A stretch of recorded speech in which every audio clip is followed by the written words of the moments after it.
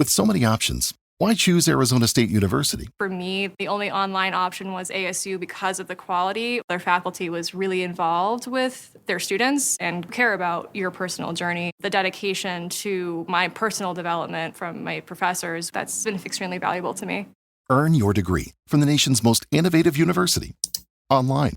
That's a degree better. Explore more than 350 plus undergraduate, graduate, and certificate programs at asuonline.asu.edu. I earned my degree online at Arizona State University. I chose to get my degree at ASU because I knew that I'd get a quality education, they were recognized for excellence, and that I would be prepared for the workforce upon graduating. To be associated with ASU, both as a student and alum, it makes me extremely proud, and having experienced the program, I know now that I'm set up for success. Learn more at asuonline.asu.edu.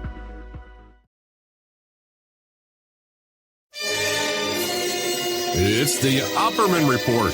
Join digital forensic investigator and PI Ed Opperman for an in-depth discussion of conspiracy theories, strategy of New World Order resistance, high-profile court cases in the news, and interviews with expert guests and authors on these topics and more. It's the Opperman Report. And now, here is investigator Ed Opperman. Hey, welcome to the Opperman Report. I'm your host, private investigator Ed Opperman. You can find me at emailrevealer.com. I'm president of Opperman Investigations and Digital Forensic Consulting. I got a book called How to Become a Successful Private Investigator. You can pick that up at emailrevealer.com. If you need any kind of online infidelity investigations or asset searches, adoption investigations, locates, background reports, emailrevealer.com.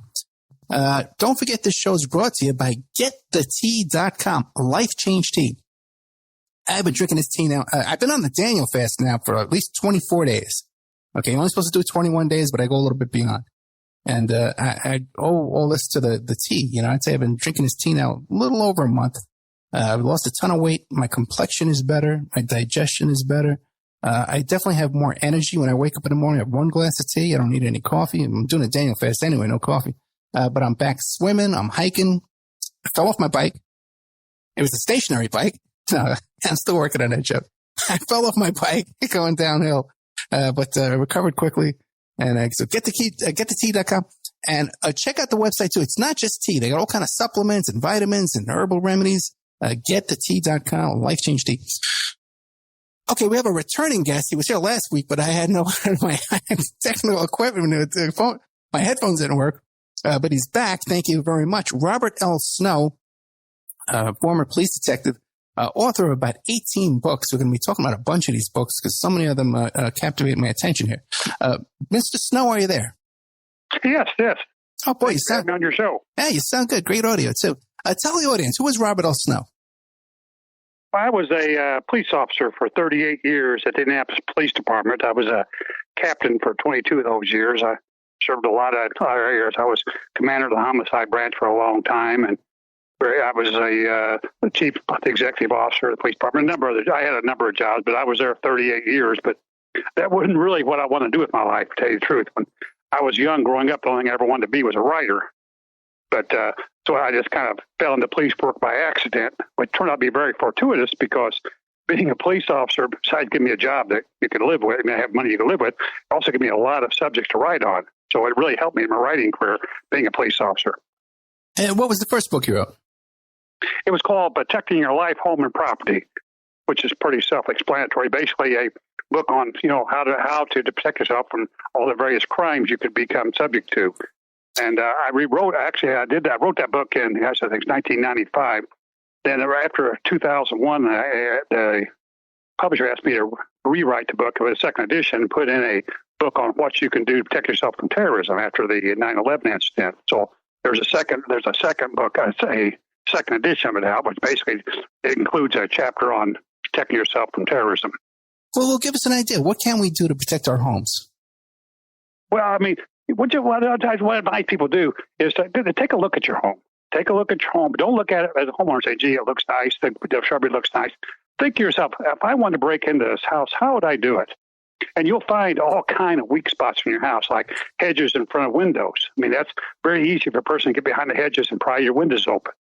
Like I said, and there's now people put really strong locks like on their front doors, but they put fairly weak ones on the back doors. That's kind of interesting. You never have a good lock on the back door as you do on the front door, and burglars know this, and so they like I said, they want to go they know to go around the back door, and plus you're less likely to be seen.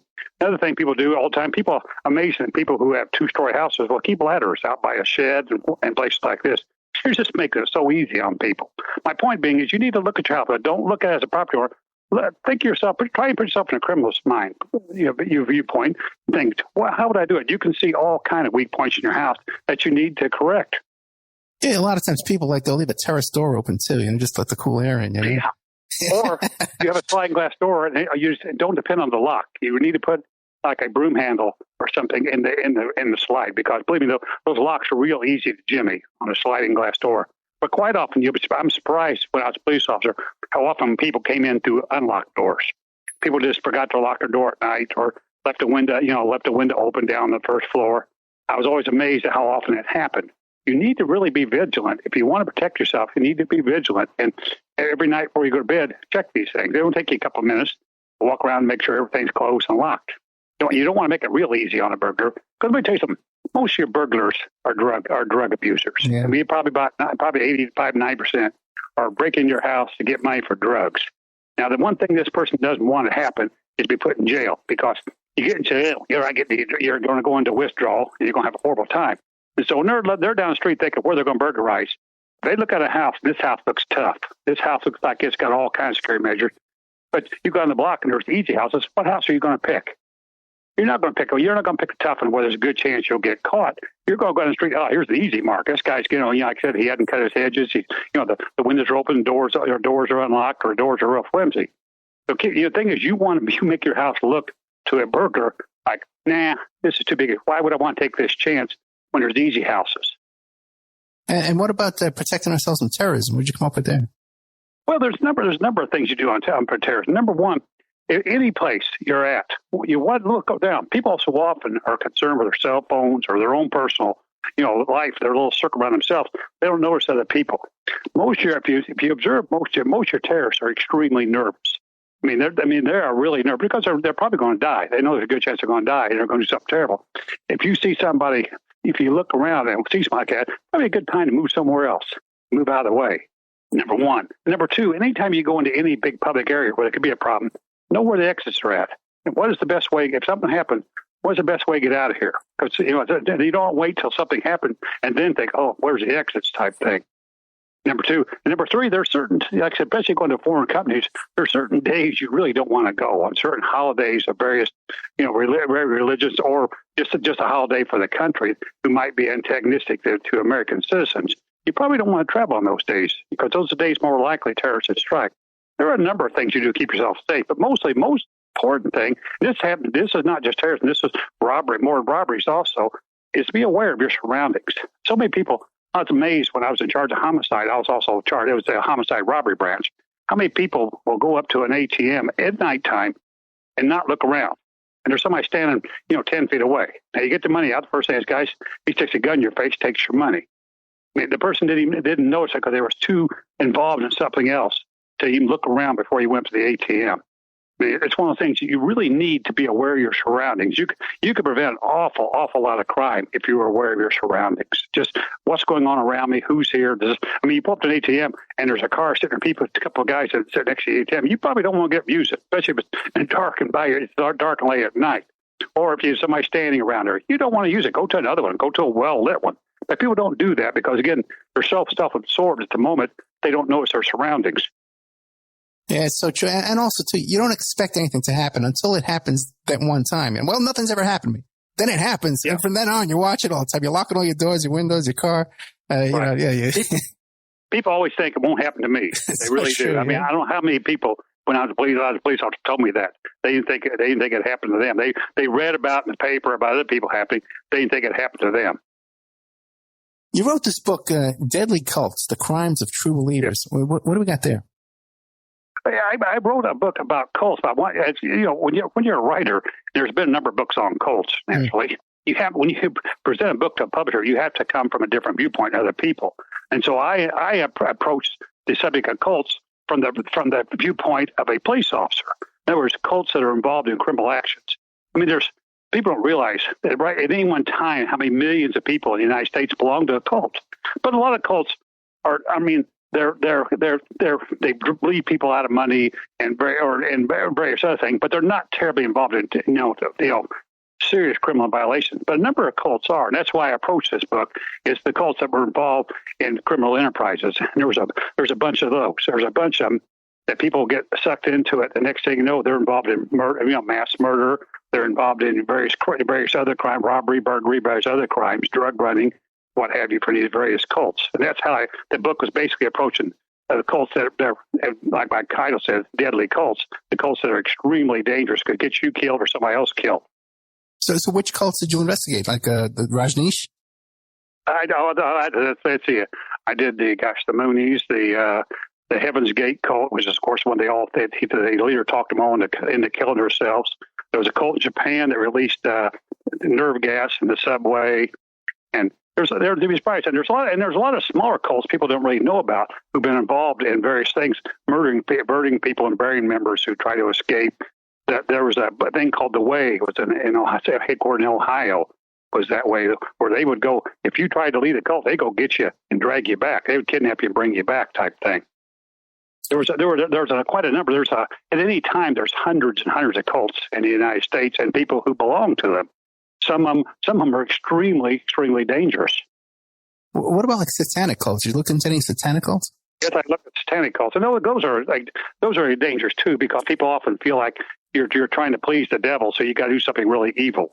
Right. Like a lot of times, the number of these cults have been involved in firebombing churches and things like this, and in satanic rituals, where somebody gets killed during a satanic ritual. I did investigate a number of those, and there was a number of people who have died in those, or been seriously hurt or died because of satanic rituals. So they're extremely dangerous also. Now, you investigated those while you were a cop, or just for the book? For the book, yeah. We've had some cult problems here in Indianapolis. Every major city has cults. Don't kid yourself. There's cults. The thing is, most cults stay below the radar. Most of them, they really do. They're small and they stay below the radar, so nobody notices them except the people that are in them. But so it's one of those things where you have them, but you don't see them until they committed some heinous crime. Then all of a sudden, everybody's aware of them. I mean, nobody ever heard of the Heaven's Gate cult. These people are just a group of like 50 people. They traveled around the country. They'd beg on the street. They'd sleep in parks alongside the road type thing. And they weren't really any kind of serious, other place being, maybe vagrancy type thing. They weren't really committing big crimes until the leader, Mr. Applegate, talked them all into killing themselves because they thought they were going to join this spaceship that was following the Hale-Bopp comet. Yeah. Yeah, I remember that. Yeah. Now, what about you wonder about that? You think, how could a person be that persuasive? Because these weren't stupid people. When they started making money to last, they had a number of people there who were computer programmers, and they were designing websites for people, and they were charging a very reasonable rate compared to most web designers, and they were making fairly decent money to last. They had some fairly intelligent people, but Mr. Applegate was just tremendously charismatic. Persuasive person. I mean, you're going to believe this story. There's a spaceship following this comet, and it's coming to Earth to pick up a group of vagabonds. So now you think about it. If you got somebody who's traveling from another planet to Earth, what a expensive endeavor, a long-term endeavor it is to pick up a group of people who sleep on the parks and beg for money. Now that's the people you're going to pick up. But he convinced them enough they all killed themselves. After they kill themselves, their souls will go to the spaceship. Yeah. I mean, it's made. They called in Japan. They released the poison gas in the subway and killed a herd of bunch of people. Their leader was convinced by he could walk through walls. Now he had videotapes of him doing this because they were doctor videotapes, and he had a number of. Like I said, that one person who developed the sarin nerve gas was a very renowned scientist who belonged to this cult and believed him. Now, I don't know why somebody didn't insist him do it in front of everybody. He never did that. He would claim if you belonged to this cult, he would teach you how to walk through walls, too. And people are just, I can't believe that there are a lot of highly educated people in this cult, and they fell for this. And the interesting thing about when I was doing it, I talked to a number of people who had one time recruited for cults. And they'll tell you, the smarter you are, the easier you are to recruit. Because the smarter person is, they don't want to admit, because most of the rhetoric that comes from cults is just gibberish. It's intellectual gibberish. It really is. But people who are really smart don't want to admit they don't understand it. And so they try to act like they understand it. I remember one guy told me who he recruited for the Moonies. The hardest person to recruit, you can't recruit him, is a streetwise kid. You got a streetwise kid, so you can't fool them. They know you're a con man. They know it immediately. You can't fool them. You want to find some rich spoiled or some well-off spoiled kid who's never been out in the world and saw anything, because they'll believe the bull you're presenting to them, or it's a streetwise kid, which is roll their eyes and walk away from you. Yeah, and even when you have a victim of a con man, they don't want to admit it. You know what I mean? They want to That's true, too. For a while, the police department, I was in charge of fraud for a while. And it's always kind of interesting. You don't know how many frauds go on. They're never reported. Right. Because people don't want to admit it. People don't want to admit that they've been suckered. And even though they lost a lot of money, because when you catch the person with con, you'll find there's maybe a dozen more that weren't reported. Because people, again, they're just embarrassed to admit that this person sucked them out of their money because they thought they were really smart, much smarter than this person, and they weren't, as it turned out. Hey, back to the cults for a second. Did you find that, especially with like the satanic cults and satanic ritual abuse, that the local police and the media cover it up? They don't just say cover. I don't remember anybody covering it up. It's more people want the real sordid details, and the police don't really get into that. And like I said, whenever I was in charge of homicide for a lot of years, and whenever I gave a press interview, they always wanted to go into the real dirty, in the gritty detail. I never would do that. I have respect for families of the victims and what have you, but that's what the public wants, and they think the police cover it up. Police just don't want to have to give her by all the real, intense, gritty details. Because a lot of them some of the things are pretty horrible, and so you don't really want to talk about that if you don't have to. But they want it. People do want to hear that. I know. And I think that's why they think, well, gee, the police aren't talking. They're trying to cover it. No, they're not trying to cover it up. They don't really want to give all the gory detail. What's the point? You made the arrest. Come out. If you watch it long enough, it'll come out in court. If the person's really interested, wait till it comes to court. But the police really don't release all the details. Now, what about when you were investigating these cults? Were you ever tempted to be lured in and said, boy, this might be real, and start shaving your head, selling flowers on the street? No. I'm a real skeptic. It'd be hard. I think it'd be kind of hard to get a cop involved. Not to say you couldn't, but police are suspicious of everybody. As a police officer, especially a long-gear police officer, you don't trust anybody. I don't care who they are. You don't trust anyone. Because you find so many people lie to you as you're a police officer. I mean, practically everybody lies to you, but some to more degree than the other. So police officers are very skeptical people. So I think it'd be kind of hard to recruit them for a cult. And I know I never had to slash. Number one, number two, I knew exactly who these people were and what they were trying to do. So there's never had any kind of sway on me. No, not at all. Did you look into that Yahweh Ben Yahweh cult? Excuse me? The Yahweh Ben Yahweh cult from Miami? No, I didn't cover them. Again, I only covered that the cult had been involved in a crime that had been adjudicated. They had actually had a crime that had gone to court, and they've been found guilty. That was my viewpoint for this book, is looking at them as criminal organizations. So a lot of people ask me why there are certain cults I didn't cover, basically because they'd never ever been convicted of any kind of crime. People were upset with it.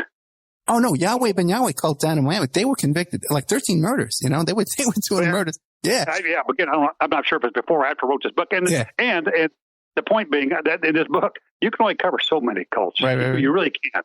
After a while, I mean, you got more examples than you need. I mean, I know that I had a number of my readers write me later on after the book came out and say, why didn't you include this cult? They did this and this and this. And basically because you only got so much space in the book. Your book is set to be so many words.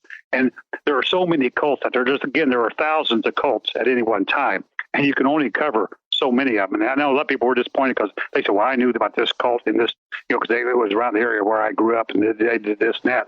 And that's very true. But again, I can only cover so much. Did you find a pattern of sexual abuse or sexual activity with the cult members? I think the leaders, having sex with them? Almost always, right? almost always. The cult leaders always find it kind of interesting. Many of the cults, they insist their members don't. They insist their members don't. They got to be celibate, all the members. But the cult leader's never that way. Right. The cult leader never has to be celibate. And probably 90% of the cults, there's sexual abuse from the leader to on the members. Like the one down in Texas, down in Waco.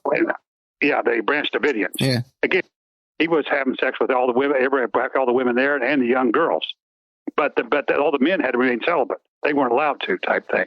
You find it's a very pattern. The cult leader himself is always exempt. Like a lot of them make them take vows of poverty thing. You got to give all your money to the cult. You live just barely scraping by. The cult leader is not. Yeah, the cult leader always has all the luxuries. He can use all the luxuries available. Now, I keep saying there have been female cult, not as many, needless to say, but there have been female cult leaders also. But the same pattern emerges where the rules they make for all the cult members don't apply to them. They're exempt. Did you get a chance to talk to any of these former cult members who have left? Mm-hmm. I talked to number members who have left, yeah.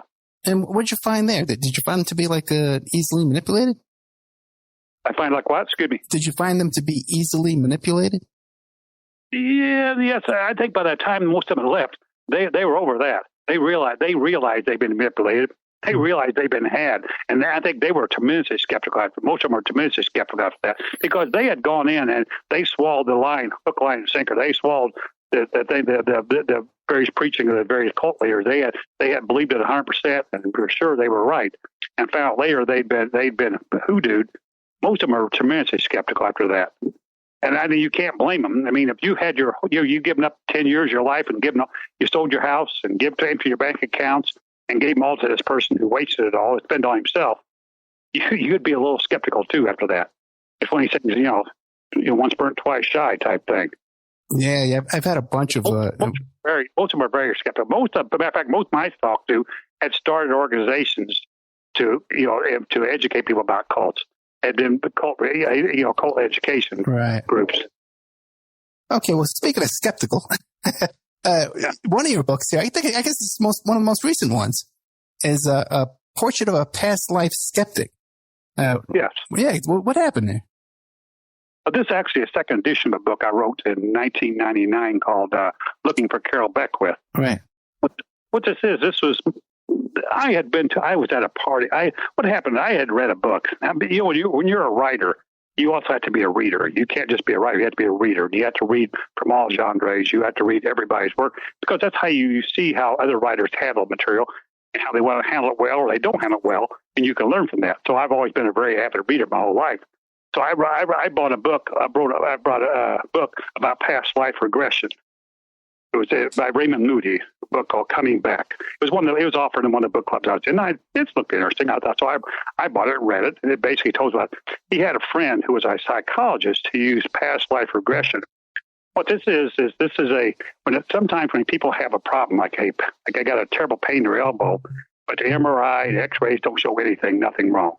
The doctor's about out of cures for them, didn't know what to do. They'll send them to a psychologist, psychiatrist, and do a past life regression. The person is hypnotized and supposedly taken back to a past life.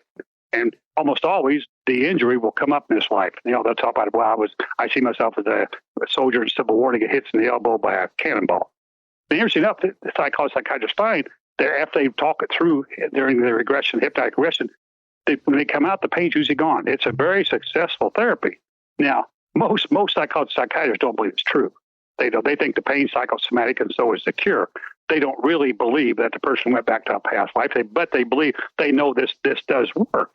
This person is actually able to get rid of the pain. So it's a very successful technique. But anyway, I read this book by Raymond Moody called Coming Back, and he had a friend who was a psychologist who did past life regression, and she talked him into being hypnotically regressed. And he supposedly went back to like 8 past lives. He talked about in his book how vivid they were and how, all this kind of thing. But very, very end of the book, he kind of hid. So they said, I don't really know what this is. He can't believe it's probably just his imagination or, when you're hypnotized, you actually are able to get into your subconscious mind, and your subconscious mind remembers everything that happened. And he think, even though you don't remember your conscious mind, your subconscious mind does remember. And he just figured this was just bits and pieces from this life that he recalled. Yeah, that he was just bringing back up from his conscious mind and move it and mold them into stories. So he just kind of let it go. So anyway, a few months after I read this, I was at a party. My wife was a police officer also. She was a child abuse detective, and she worked at a child advocacy center. They were having a party, and I went with her one time. And I was talking to a lady there who was a psychologist who worked for the police department. And we were just making chat at the party about, movies we'd seen. And we started about books we read. And I mentioned this book to her. And she asked me what I thought about it. And I told her I thought it was stupid. I said, I personally thought that time, I thought past life regression is, again, it's just you bring up old memories to please a psychologist. And people who, I told her, people who believe in past lives are only trying to, they're just people who want to find an excuse for how bad their life is, this life. It's not their fault. It's karma, bad karma from past lives, and this kind of thing. And I basically put the book down pretty bad, but past life regression. Now, I didn't know at the time I was talking to this lady that she used past life regression in her practice. She had a private practice also. Along with working at the police department, she also had a private practice, and I didn't know. And and it was late in the party, and I'd been drinking, so I think I got kind of obnoxious and insulting, probably about how silly this whole thing was. And she basically dared me to try it. She said, "If you think it's so silly, why don't you try it?" But at first I said, "No, I ain't doing that. I'm going to do it." And it's like, "Oh, are you scared?" Now you don't want to ask a man or if he's scared. Of course you do. You don't say you're not scared. Anyway, I finally agreed. I would go to a friend of hers who did past life regression and try it myself. I'd see if I thought it was really silly. Now, how that, it's one of these things, you make these agreements at the nighttime party. Next day you think, I ain't going to do this. But it's funny, right after this happened, I didn't see this psychologist probably maybe a couple times a year, it seemed like, before this. But anyways, after this party, it seemed like I'd run to her 3-4 times a week. And I'd run into her and she'd always ask me, she says, "Have you made the appointment yet?" With her friend to go through regression. And I'd always make some kind of, little flimsy, excuse. I got 2 meetings today and I'll do it tomorrow type thing. And it's like every time I turn around, I think, gee, there she is again. Now you're trying to find a way to get away from what she saw you type thing. It was just one of things. I don't know why I got run into her. So finally I got to point out this is silly. So I was kind of irritated by that time because I was irritated myself for agreeing to do it and her for asking me for making me do it. So I finally called her friend and made an appointment. So my plan was I was going to go there. And I made arrangements that I could tape record the whole thing. I was going to go there and go through this session, and I was going to prove to the police department psychologist how silly this was, how nothing happened, nothing worked. It was all foolishness. And that's basically how I got talked in to going to a past life regression. Now, had you ever been hypnotized before?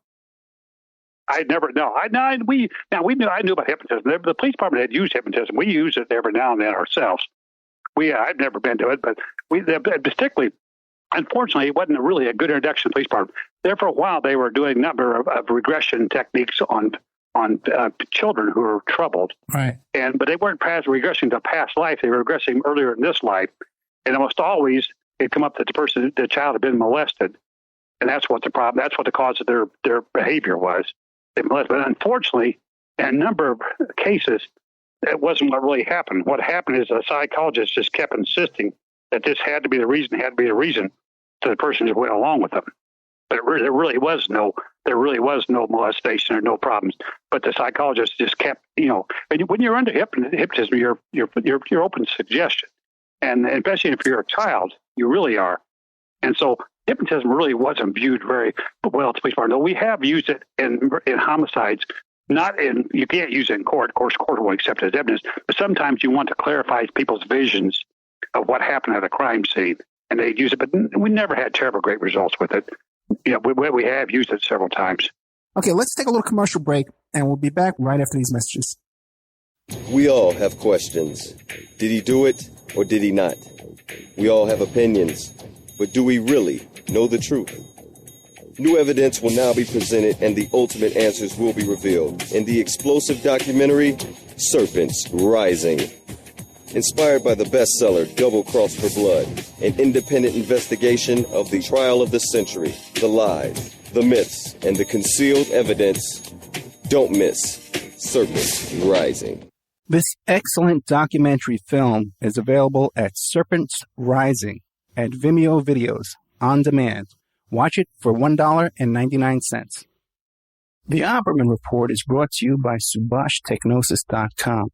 Subash Technosis is a search engine optimization and website design company located in India. So you know you're going to save a lot of money and get top quality service to boot. They offer all kinds of services, business process outsourcing, data entry, banking BPO services, recruitment process outsourcing, software testing, offshore research networking, customer care, press release content writing and distribution, and much, much more. They offer website development, e-commerce solutions, mobile responsive designs. Now, I've personally worked with Subhash for over 10 years. This is the man that puts out my press releases. They've done work on my websites, so I can personally recommend SubhashTechnosis.com. You can find the link to Subhash Technosis at OppermanReport.com and also awakeradio.us. People are waking up. They're standing up to those pushing pesticides and GMOs as safe alternatives for a starving world. What a bunch of crap! I tell you, I'd rather eat dirt. So I drink Life Change Tea. It's an herbal drink, cleansing my body of toxic sludge and nasty chemicals, and of course, ridding the intruders that are hidden in my so-called food. And by the way, Life Change Tea is non-GMO and organic. No fillers, no yuck. Just a great defense against you-know-what. May the supplement force awaken you. Don't fall to the dark side. Sorry. I went to the movies last night. Anyway, enough said. How do you get that herbal drink and change your life? GetTheTea.com. That's GetTheTea.com. You will awaken. You will get stronger, and you might even lose a bit of weight. So awaken to Life Change Tea and the many one-of-a-kind supplements at GetTheTea.com. That's GetTheTea.com. May the supplement force be with you. Okay, welcome back to the Opperman Report. I'm your host, private investigator Ed Opperman. Now, since you've done this past life regression, and skipping ahead in the book, I know that you believe it, right? You went back and done research. Do you still use hypnotism now for other things, like to quit smoking or more confidence or to sleep better? People do. I don't. You don't. I know people still do. Certainly, I'm not really sure how valid and how well it helps. I'm not sure if it's really a valid technique to use or not. But I know it is still used today for, like you said, smoking and various other personal, weight control, what have you. But again, I'm not sure how successful it is. Okay, so then you went in there, and the first time you ever hypnotized, they brought you and you did a past life regression session. What did you find? First of all, did you have trouble? I went in. Were you resistant to being hypnotized? Excuse me? I'm sorry to interrupt. At first, were you resistant to being hypnotized, or were you very highly suggestive? I wouldn't resist it as much as I was. I didn't think I could be hypnotized at first. I thought I was much too strong-willed. I didn't think it happened. But my point is, I had made a deal with myself. I thought, well, Bob, I said, you're going to go in there. You're going to cooperate. You're going to do everything a psychologist tells you to do. You're going to cooperate 100%. So later on, you can go and show, I'm making a tape of it. You can go show the psychologist, police department, see, I cooperated, did everything she asked, nothing happened.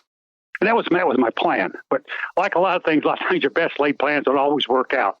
So actually, when I went into this, Mary Ellen Griffith was the lady's name, the psychologist who hypnotized me. Very nice lady, very, very nice, very pleasant. And we talked for a bit, and she basically had me sit on the couch and close my eyes. And she did a lot of imagery. Imagine this for me, imagine that for you. And I kept, I'm just sitting there going through it. I'm thinking, I'm going to cooperate. I'm going to do it. She had me, tell me something about your college graduation, visualize for me, or, something happened in high school and grade school. I could see what she's doing. She was going down and down, early in my life, tried to, ask me to tell her something about some incident, And I remember thinking at the time that she wouldn't be a very good interrogator because I could always anticipate her next question. And believe me, as an interrogator, you never want the person to be interrogated to know your next question because they'll be ready for it. Mm. But anyway, so we kept going through this thing about being. I didn't think I'd be hypnotized, but Lord behold, it happened because everything was fine.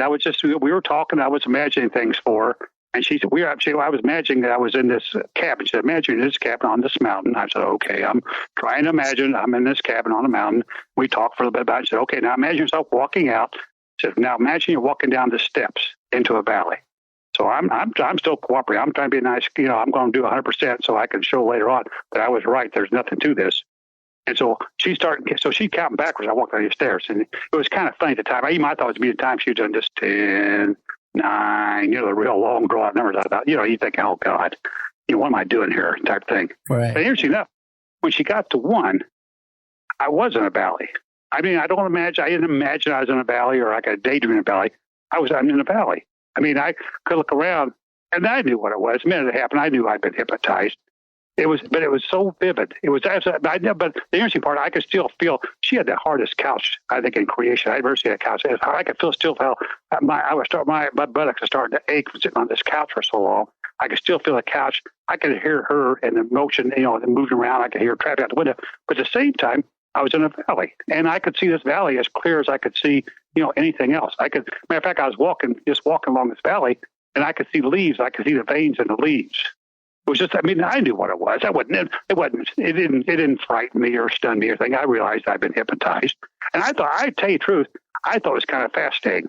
It was kind of like if you ever go to Disney World or one of these amusement parks, they have some really great rides that are really very realistic, but they're not. They're really, you're not really doing this, but they make it seem very realistic. And that's what I felt this was. This was just like I'm on the greatest amusement park ride ever. And so I was just going to enjoy it. It really was. I thought it was kind of neat. I didn't think it was anything, there was nothing supernatural about it. I know I'd been hypnotized, but I thought this is the coolest thing one of the coolest things I've ever done. So because here I am now, I'm in another place. If there's anything, I could not only see and hear, I could feel, taste, and smell things. Mm. I thought that was kind of really bizarre. But it wasn't just you could see this place and maybe hear things. You could also use all your senses in this other place. And again, I wasn't, thinking, oh my God, I've been transferred to the world. I knew I'd been hypnotized, but it was really fascinating. And so I went along with the whole thing. Interesting enough, I didn't realize until later on, I listened to my tape, but she told me, she says, I want you to go back to the very first life you lived on the earth. Go back to the very first time you were on earth. And I didn't think much about it. Well, the first person I saw myself as was a caveman. And again, I thought, I'm describing myself to her. I could see, you're wearing fur, you're carrying a big piece of a tree limb.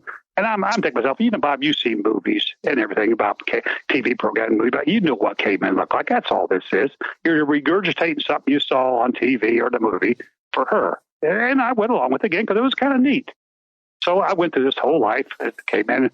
And then she said, and she took me to my death, which is what according to her, the most important part of your life. I saw, it's funny because in the first part of the regression, I was actually inside the body of the person.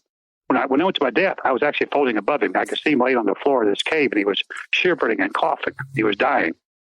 And to me, it was just fascinating. I thought it was really great. I didn't think anything otherworldly or anything. It was pretty neat. So anyway, after with it, she said, leave the cave. She said, you see a light. And sure enough, I looked up, there's a big light above the valley. She says, go to the light. Okay.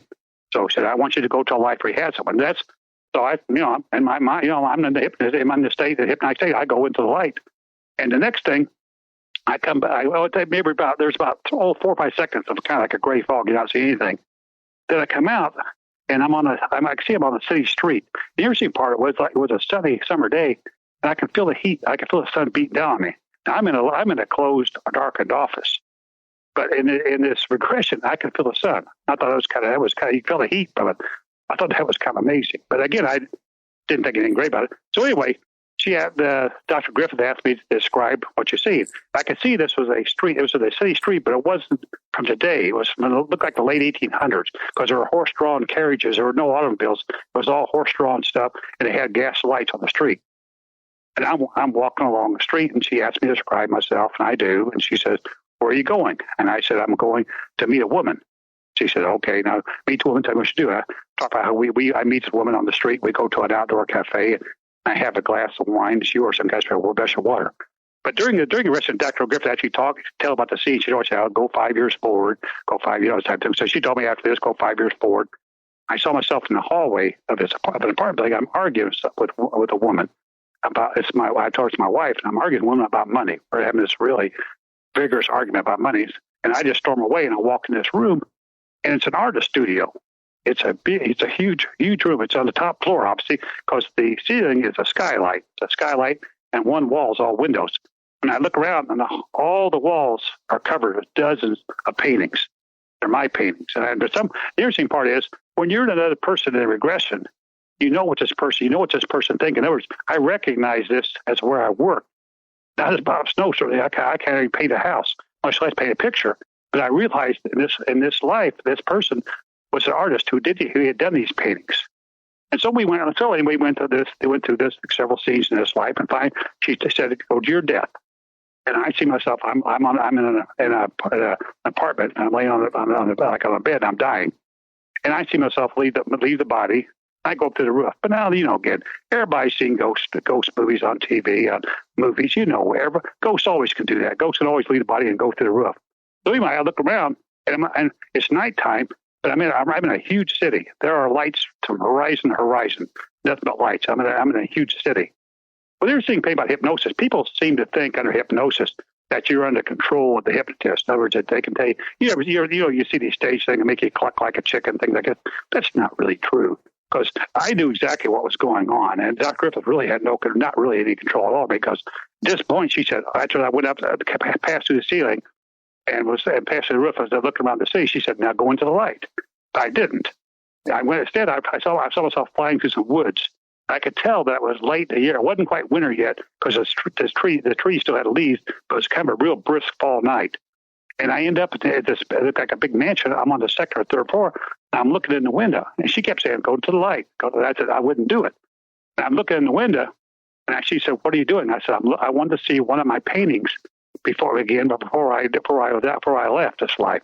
There was a painting, a still life painting, over a fireplace in this room. There's nobody in the room, but the fire had a big roaring fire in the fireplace. And there's a still life over the fireplace. Apparently, it's one of my paintings. And so after I did this, then I went to the light. Again, let me ask you a question. Do you remember what? Tell me, I didn't. And you don't have that much. People always think that hypnotists can make you do terrible things. Not really, because she really, again, I didn't want to do it. I didn't do it type thing. Did you remember what the picture was? The painting was? Excuse me? Do you remember what the painting was? What it was a painting of? It was a still life. It was a bottle and some fruit with the sun behind it. Look, fascinating. Okay. So then you're going toward the light. What happens? It was really clear. The thing about the regression that I thought was the most amazing. Everything is just as clear as reality. As it says right now, I'm looking at his room. It was just as clear as that. So anyway, after this, she said, "Okay, now I want you to go to a life when you were a woman." And I remember laughing. I chuckled myself, "Yeah, that's going to happen." Well, it did. So for a while, I went to the life of a young Greek girl who worked in a temple in ancient Greece. And I went through this life, and it talked about how, the interesting part, this woman finally died. She went to a fishing village later on, and she died in a fishing accident. And I could feel myself drowning. I could taste salt water. I thought that was amazing. I could taste salt water. I was drowning. So Dr. Griffith took me out of it real fast, because you don't really want to experience that again. And she told me, "Okay, so I want you to go to the very last life you lived on this earth before you were Bob Snow. Go to your most previous life." And so again, there's 4 or 5 seconds of gray fog that happens, and suddenly I'm back in the artist body again. I know who it is. It's the artist. I'm back in the same studio with the windows and the skylights, but I'm painting a portrait. And interesting enough, it was a portrait of a hunchback woman. I remember looking at this, and the woman had a very prominent hunchback, and I got her turned sideways, so it's very prominent. I'm painting her. The portrait is just about done. I'm just about putting on the final touches. At that time, I could see every brushstroke in the painting. And I remember thinking how odd this was. You think, my goodness, kind of an interesting thing to be painting. Because you wonder, where in the world could that come from, your memories? Where in the world could you think about, as you paint a picture, portrait of a hunchback woman, where in my subconscious mind could this come from? So anyway, we went through a couple other scenes in this life. And then I told you I brought a tape recorder along. And just before Dr. Griffith always said, "Well, 5 years ahead." So I went to a couple of scenes in this life. And she said, "Okay, go 5 years." And great fog. All of a sudden, I just blurred out. Everything about being a hypnotist. Again, says thinking, but also you find yourself saying things through this person that you didn't know you were going to say. You just blurt things out. The person you see in the regression was going to say it. You didn't know you were going to say it. It was kind of funny. All of a sudden, I blurred out, "She died of a blood clot." The doctor said she died of a blood clot. I didn't know who this person was, but I knew it was a woman who was extremely important to the artist, because I felt like it was funny. At the moment, I thought I was going to start crying, and I thought how silly this was. I had no idea who I was talking about, but whoever this woman was who died of a blood clot was extremely important to this person. Well, after I said this, the recorder I had brought along clicked off with a real loud click, opened my eyes, and was done. And that was it. How long was this? The interesting part was, now I felt kind of foolish. I'd been going there so so sure of myself that nothing would happen and that I was just, that I was too strong. And now I'd sit there, I felt like I'd been babbling like an idiot for the last half hour. I was really embarrassed. I didn't know why. I wasn't sure what to do then. How long was your hypnotic session? I was probably in it for a half hour, 35 minutes, because the first part of the hour was taken up getting you there, because again, Dr. Griffith went through a lot of imagery. Okay, see this, right. See that. She had started off saying, picture yourself in a balloon. We're going up in the balloon. Now, do you see things below you won't go down? Well, nothing ever happened. She kept saying, take the balloon down, man. I knew nothing happened, because again, I kept saying, I'm not going to. I'm going to cooperate, but I'm not going to make up anything.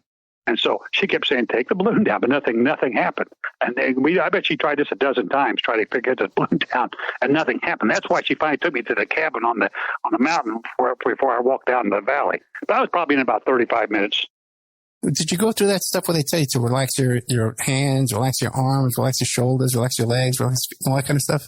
Oh, I was so sore. I tried this after. I couldn't believe it, because the interesting part was, I was sitting on her couch, an unbelievably hard couch, and everything was about paralyzed and going to sleep. I had my hands folded in my lap, and my hands were just aching and numb. But the point was, I told you, I was really enjoying this. It was like the coolest ride at an amusement park I'd ever seen. And I was afraid if I moved or did anything, it'd break the trance, and it did, because once the thing snapped off, I jumped and opened my eye. Once the recorder snapped off, opened my eyes, and it was gone. I didn't want to leave, because again, I thought it was really pretty cool. It was a lot of fun. It really was. But so again, I did. That's why. So when I got up the couch, I couldn't already move. It was a couple minutes before I get everything moving. I get blood back in my fingers and my buttocks, because I was sitting on that thing forever. Sitting on that couch, hardest couch I ever seen. Now, since this first session, did you do any sessions after that? Did I what? Did you do any more hypnotic sessions after that? Yeah, well, actually, I did eventually. What happened after this is Dr. Griffith asked me something. She said, can you see how this applies to your present life and everything? At the moment, I was too flustered, and I was really, I didn't know what to say and do. It's kind of like, I didn't know what had just happened. The problem that bothered me wasn't what I saw, because there was nothing, there was life starting or anything. The problem was how vivid it was, how clearly vivid it was. Matter of fact, for a couple of years after regression, if I closed my eyes, I could see the portrait of the hunchback woman and the still life. I could still see them. I could still see every breaststroke of them. They were that clear still. It happened for several years afterwards. That's what bothered me, was how clear everything was. I mean, not only that clear, but I could also smell. Like, for example, I went showed me going to the cave where the caveman lived. When I walked in the cave, boy, this guy was unhygienic. They had an awful stench in this cave. And I thought, you think, where could that come from? You're sitting in an office, and just me and Dr. Griffith in this office. And it's the stench of years of unhealthy habits, and it really stunk this cave up, that kind of thing, where I could taste the salt water. It was so vivid.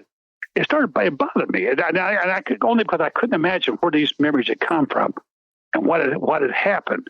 I was really trying to figure out what just happened to me. How did it become this vivid? And so, and the problem was, it started really bugging me. I couldn't stop thinking about it.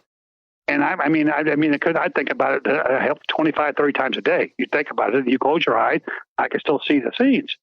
And it was really starting to really bug me, because I could not, and I started dreaming about this thing and thinking about it constantly. As a police officer, I've known a lot of cases where people had a serious obsession. And that seldom turns out well for people. And I could see that I was becoming obsessed with this, because I was just seeing everything about it constantly, and close my eyes and seeing the scenes. I would dream about it and just think about it constantly. And it started to bother me, because this is going, you can't let this take over your life. There's got to be a logical explanation for it. It really does. These are just memories from your past somewhere. Somewhere you've seen a picture of a hunchback woman and the still life, and you simply piece it together to make a story for Dr. Griffith. So what I finally decided to do is I just couldn't stop thinking about it. I thought, if I found one of these paintings, that's when you remember. You say, oh, yeah, I saw this place. Then you realize it didn't come from the past. It come from this life. You saw it, 5 years ago someplace. And then you remember all the situation of how you knew about it. And I figured, how hard could it be to find the portrait of a hunchback woman? Come on. I mean, how many of those could there be? And so I made a plan myself. What I was going to do, I was going to go down to the Indianapolis Public Library. This was, by the way, back in 1992, before the internet. And so in those days, we did the research. You had to go. You couldn't pull up a search engine and put some in it. You had to go to the library and pull books off the shelf. So my plan was I go to the library and go to the art collection and look for it. I figured it would be, I figured what? It would take maybe 10, 12 hours of searching at the most. And so I started going my lunch hour, in my type library and looking through the art books, trying to find one of these two paintings. When I first started, I thought this is going to be pretty easy. Once you find it, you'll remember it, then it'll all be clear. This was not past life. This happened to you 5 years ago or so. But unfortunately, there's a couple things wrong with my plan. Number one, the public library had hundreds, not dozens, hundreds of art books. So it took me a long time to go through them all. But I went through every single one there. And the bad thing is I didn't find it. I didn't find either painting. And that kind of bugged me, too, because I figured I've never been much of an art aficionado or anything. I don't know that much about art. And I figured, so if I'd seen the paintings, they had to be at least semi-famous, or I would never have seen them. And so I couldn't figure what had happened. Why couldn't I find these in an art book? So then I started visiting bookstores around the area because I figured, well, maybe they have books the library doesn't, more recent books. I visited a whole half dozen bookstores, still couldn't find anything. So then I thought, well, what you need to do, Bob, visit a couple art galleries, tell them you're interested in this painting, and see if they can find it for you. They know about it. Interesting enough, found back in 1992, now this is before the internet again, in 1992, there was no central listing of paintings anywhere. There was, if you wanted a certain painting, you had to know where it was at because art dealers didn't. They did talk amongst each other, but nobody really had a list of where each painting. Nowadays, of course, the internet you would, but these days nobody had a list of where they were at. But every art gallery I talked to, and I described the painting to them, had never heard of it. Now, I would think the painting of a hunchback woman would stand out, would be something you could remember, but they didn't find either. But so and then again, I thought when I started this investigation, I assumed this would be pretty easy. I figured it wouldn't take very long. I'll find one of them and I'll realize. But now it's getting frustrating because I'd put about 3 or 4 months in this thing and I hadn't found anything yet. Eventually, I went back to Dr. Griffith for a second regression because I thought maybe if I can find out more about the painter in another regression, then I'll be able to, realize where I've seen about it, where I found out about it in this life. So I went back to Dr. Griffith for another session. Interesting enough, that even though I went back several past lives, every time that she asked me to go to the artist, nothing had happened. Absolutely, she asked me every time she go to the life, during the artist thing, absolutely nothing had happened. And it was really very frustrating because I went to several other past lives. And again, they were very vivid, but most of them all were so far, other than the artists, they were all so far back in history. There's no way you could verify them. I mean, one of them was back in the Middle Ages, and one of them was back about 200 AD type things. So there's no way you could verify them and to know if it's real or not. But nothing. Whenever they tried to talk about the artist, nothing had happened. Dr. Griffith finally told me, he says, "Well, you don't need to know. You know everything you need to know." Well, at the moment, I didn't think so. It turned out to be true, but at the moment, I didn't think so. So finally, I decided, well, I'm just going to give up on this. Come on. Because when I was in charge of homicide, we had a very good homicide branch when I was there. We had an 83% clearance rate of homicide in Indianapolis, which is an extraordinary level. That still means that 17% of our cases went unsolved. They simply were put on the shelf and not, deactivated. And I figured, this is going to be a case. It's not going to solve it, Bob. You simply don't have enough evidence. You don't have any direction to go. Forget about it. Just put it on the shelf and forget about it. And that's what I try to do. But it just like all the best laid plans in life, it didn't really work out. Because no matter what, I kept thinking about this. I kept thinking about the painting and thinking about the regressions and everything. But again, at this point, I didn't know what else I could do. There was nothing else left to do. So finally, it was getting close to our anniversary. We were in April, and my wife and I were planning on taking a trip somewhere. We wanted to go somewhere, neither of us had ever been before. And she called me one time at work and says, "Well, what do you think about going to New Orleans?" I thought, well, that sounds like fun. I'd never been to New Orleans, and it'd be April, so the weather'd be nice. It'd be fun. So I said, sure, let's go to New Orleans. So we made arrangements and, got a travel agent, got tickets and hotel reservations. So we went down to New Orleans and had a really great time. My wife is kind of a history buff, so, did a lot of traveling around, visited all kind of plantations and the Battle 18, 12, the War of 1812 battlefields and this kind of thing. But the interesting, we used to go into the French Quarter at nighttime and, listen to bands and drink and have a good time and everything. But I noticed every time we go into there at nighttime, there are all kind of neat stores on the way into the French Quarter, but they're always closed by the time we went in there. So the last day, our plane didn't leave till the evening. So we had the whole day to ourselves, and I told the wife, why don't we go window shopping in the French Quarter today? That'd be something to do, wait for our plane. It's a good idea. So we went window shopping, and they had all, they have some beautiful antique stores and historic memorabilia stores in New Orleans and beautiful stuff. Well, finally, we got to Royal Street. In 1992, Royal Street was all art galleries in New Orleans. So we started going through the art galleries. They had some beautiful paintings. Some by the old masters, some really beautiful paintings. And we started looking through them, looking at paintings and everything. And so we started walking down the street. And the interesting is, you started going down Royal Street, to make the galleries are getting smaller and the painters more obscure.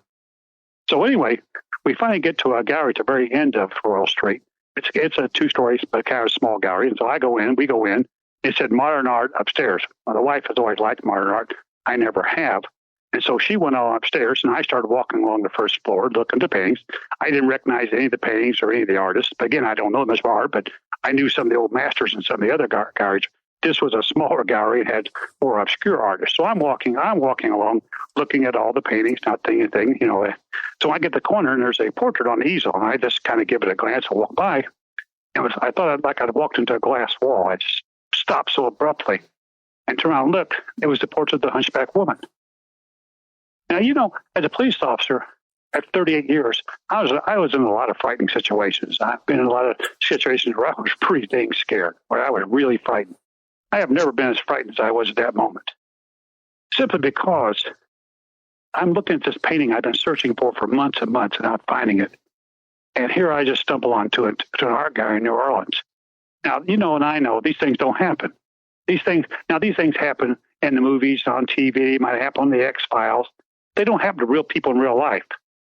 And I was so stunned, flabbergasted, and scared too, because I didn't know what was going on. Because I'm looking at this painting. I'm thinking, no, Bob, you think this is the painting. It looks like the painting, but it's not the real painting. It's just closed. But I closed my eyes, and this time I could still see the painting. I could see every brushstroke. Open my eyes, and now I know this is the painting. So I didn't know what to do. That being a police officer, you get into a lot of dangerous, scary situations, but you've had training and experience. So you know what the best course of action is to take in this situation to have the best results. But I had no training and no experience with this. What do you do in this situation? What do you do? Yeah, uncharted territory. No idea. Robert, we're coming up to a break in a couple of minutes. So this would be a good time to take a break. But before we do, can you tell people how to find you and get a hold of you at your website, or if they want to contact you? If you type my name into Amazon.com, just put Robert L. Snow, it'll take you right to my website. Robert L. Snow. Okay. So we're with Robert L. Snow in the Amazon search engine, or also Barnes & Noble too. It'll take you right to my website where I have all my books, and if you want to contact me, you can hold me through that. 18 books, and we're talking about Deadly Cults, The Crimes of True Believers, and also too these past life regression stories with Robert L. Snow. Fascinating stuff. A Portrait of a Past Life Skeptic, The True Story of a Police Detective's Reincarnation. And then another book is Looking for Carroll Beckwith, which I suppose that's who painted the picture. Is that who Carroll Beckwith is? Yeah, he was actually the painter of the hunch. He was actually the painter. We'll be right back after these messages with more of Robert L. Snow. Thank you so much. And now a word from our sponsors.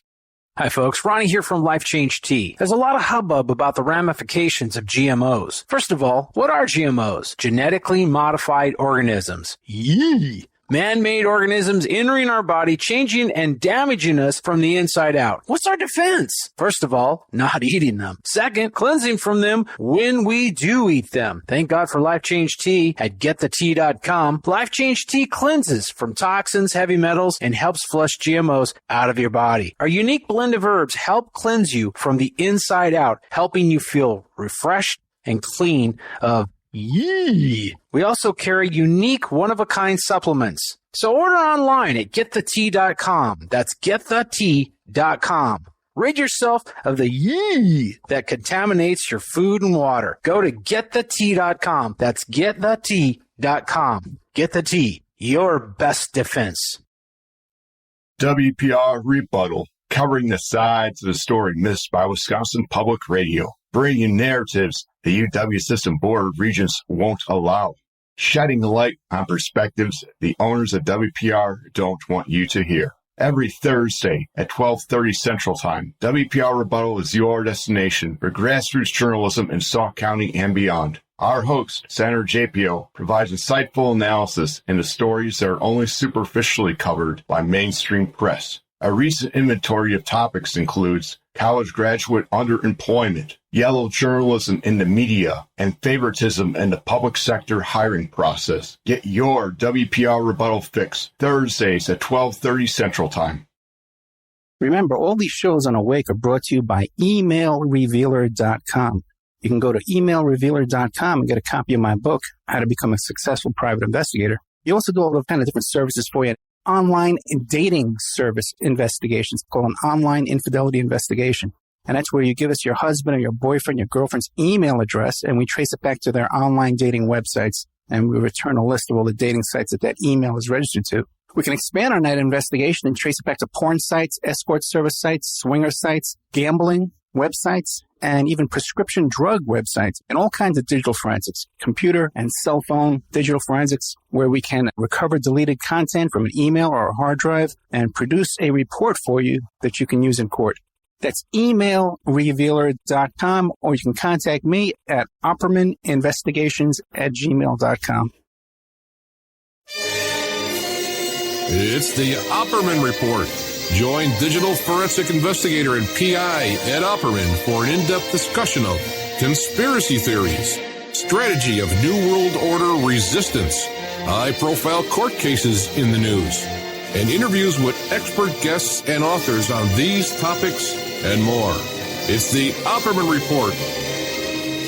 And now, here is investigator Ed Opperman. Okay, welcome to the Opperman Report. I'm your host, private investigator Ed Opperman, and this show is brought to you by GetTheTea.com, Life Change Tea. Check out this, go to GetTheTea.com and check out all the supplements and vitamins they have at GetTheTea.com, but also check out the Life Change Tea. That's what I've been using now for about 30 days. It helps you lose weight, better digestion. And I used to have a lot of problems with my stomach, too. I used to take a lot of that acid reflux stuff and the Tums and the fizzy stuff water. I don't get the name brand stuff. I get the generics, but all that kind of stuff for my stomach all the time. Apple cider vinegar. I don't need any of that now. Just one glass of this Get the Tea, Life Change Tea in the morning. You don't need any coffee. I'm back to working out. My complexion's better. My digestion's better. I'm losing weight and I'm feeling great. We're here today with Robert L. Snow. First, we were talking about deadly cults, the crimes of true believers. He was telling us about, was one of his first books, and also too, he's telling us about the tips on how to keep safe in your home and stuff like that. Then he's been telling us for the past hour about this past life regression. In these two books, he's written two books about it. One is called Portrait of a Past Life Skeptic, the true story of a police detective's reincarnation, and then Looking for Carroll Beckwith, the true story of a detective's search for his past life. And when we left off, he was telling us about how he had been through this regression, and he found, when he was in the hypnotism, he visioned himself being a painter in a past life, and then he went on a trip to New Orleans, and he found this painting on, I guess, Bourbon Street, or wherever it was. But before we get started, Mr. Snow, can you remind the audience who you are, a little bit about your background, your police background stuff? Yeah, I was a police officer for 38 years at the Indianapolis Police Department. I was a captain for 22 of those years. Worked a lot of spots. I was commander of the homicide branch for a long time. I was the chief's executive officer, and I was a street officer for a long time. But I've also been a writer. Matter of fact, that's what I always wanted to be. When growing up, I never wanted to be a cop. I kind of fell into that by accident. I always wanted to be a writer. And being a police officer, trying to be very fortuitous because it gave me a whole lot of subject matter to write about. So I've had 18 books published, and had over 100 articles and short stories in various national magazines. So I've done fairly well in my writing career, but interesting enough, all of it's been about police work because that's what I know, and that's what you write best about is what you know. Until you had this remarkable experience with this past life regression. But you were never like a hippie that believed in New Age and all this kind of stuff, right? This was, right? No. Okay, definitely that. Police work is a very old school, very conservative organization. Police, especially police captains, you don't really go around believing in these New Age concepts or especially espousing them. You really don't. But again, when I was in New Orleans and I found the painting, I probably stood in front of this painting for 5 minutes because I had I've had, but at this time in my life, I've had lots of, training, lots of experience on how to handle almost every situation you can run into as a police officer. But in this case, I had absolutely no idea what to do. I mean, here you find this painting that you've been hunting for months and months. I mean, and you think, no. So I'm actually sitting there thinking, am I really here? Maybe I'm in a nursing home somewhere. I got my hooked up to machines and somebody's wiping drool off my lip in a nursing home because this is not happening. I'm thinking maybe I'm not really here. This is just hallucination. And then that's how desperate I was to grab some kind of logic explanation for how I could find this painting. So anyway, I'm there about 5 minutes looking at the painting. Finally, a guy comes up next to me, turned out to be one of the salesmen, and says, I bet you're thinking how nice I look over your fireplace. I'm thinking, yeah, picture of a hunchback woman I don't know over my fireplace. But I said, well, I said, it's an interesting painting. I don't recognize the artist. Who is it? He said, well, hang on a second. He went to the desk and he looked through this big file and he pulled out a sheet of paper that had a paragraph on it about the artist. The artist's name was James Carroll Beckwith. Now, I'd never read anything, but I'm looking at his bio, and interesting enough, there was like 5 or 6 things in bio that I had seen during the regression. But the moment I thought, wait a minute now, Bob, now hang on, don't get all worked up. Now, if you knew about Beckwith something in his life, you may have known these things by him. But the nice thing is I realized now I had the information I needed to reopen this case. Like I talked about earlier, sometimes homicide cases couldn't be solved, and they're deactivated and put on the shelf. But if you come to new evidence in the case, it can be reactivated. And I thought, well, my case is going to be reactivated. I have information. I have to know who the artist was. I know it's when he was born and died. I know where, this kind of thing. I'll go back to Indianapolis. I'll research this James Carroll Beckwith. And then I'll say, oh, yeah, Bob, yeah, you solved this exhibition, 4 years ago or 3 years ago. It all makes sense then. So I felt kind of relieved in a way. Now, I can get this out of I can get this thing. Now, to find this painting in New Orleans is still one heck of a coincidence. Yeah, let me ask you this. Whose idea? Wait, Rob. Yeah, Rob, whose idea? The odds to win the power. You figure the odds to win the Powerball about 250 million to 1. But people still do win it, don't they? Wait, Rob. Still do win it. I figure that's all this is. This is one of those wild coincidences that you're just going to have to accept. But if I can go back to Indianapolis and find out where I heard about Beckwith in his life, then that'd be it. It's all, everything's explained. I mean, again, find this thing was one. You wish you'd bought a lottery ticket that day. Could find this thing was extraordinary, but it's not going to be nothing otherworldly or supernatural. Well, Rob, whose idea was it to go to New Orleans? You or your wife? My wife's idea. You had never thought of going? We were trying to think of some place neither of us had ever been. Okay. We were celebrating our anniversary. Well, West Coast place neither of us had ever been. Neither of us had ever been to New Orleans. And so we decided that'd be a good place to go. It was actually her idea, not mine. Her idea, okay. Yeah. So anyway, I get back to Indianapolis, and I go the next day. I'm down to the public library, and I'm looking up James Carroll Beckwith. Now, there's then something really bad happened. I find out there's very, very little information about him. There's nothing in small art books. The very large art books, you might find a sentence or two about him. They said he was a portrait painter who lived in New York City in the late 1800s, early 1900s, and painted. But he never painted anything really exceptional. He didn't have any world class paintings. Nothing. It really, nothing anybody would say, oh, I know who that's by, type thing. Mm-hmm. So I've got to librarians ask and say, I got to need more information on this man. And she tried to find something. She couldn't find any more either. And she suggested, once you go up to the art museum, there's an art museum on North Side of Annapolis, go to their library. They have a much more extensive art history library. So I thought that's a good idea. So I drive up to the museum and go to their library. Now, they did have more information on Beckwith, not a whole lot more. But the interesting part is that every time everything they had would always be one more small thing that I'd seen in the regression. And it started bugging me. They think, well, Bob, you have to know about him somewhere. You can't know these things, without having read something about him or something. And I figured maybe I'd seen his painting somewhere in his life, and there was a little bio on him, and I read it, and I had forgotten about it. But your subconscious mind during hypnotism doesn't forget things, and just brought it up. And so anyway, she didn't find much more, but I did see something in one of the books about the painter John Singer Sargent, who's a very, very famous American painter. He's one of, maybe next to Whistler, he's probably the most famous American painter. That there was a little blurb about Beckwith that he and Beckwith, turned out, had been roommates in Paris for 5 years. They both attended the same art school and had shared an apartment for 5 years in Paris.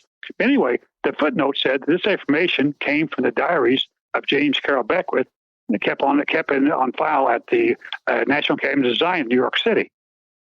And I thought, But that was all the information. There practically no. And I asked the librarian there's no more information about him. There's no books, magazine articles. Nope. There was no books about being present. He was simply told me he wasn't that good. He simply wasn't that good of an artist. He was a competent artist, but he wasn't a great artist. So there's no real reason anybody write a book about him or to write news, maybe magazine articles about him. There's the only time you find mentioned because he was a good friend of John Sargent, who was very famous. Mm-hmm.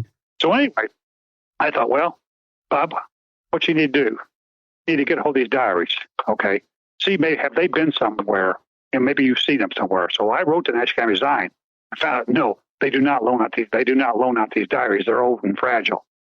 Anything. And you kind of wonder, why would, if he wasn't famous at all, had no fame, why would they keep his diaries? Why would they keep them?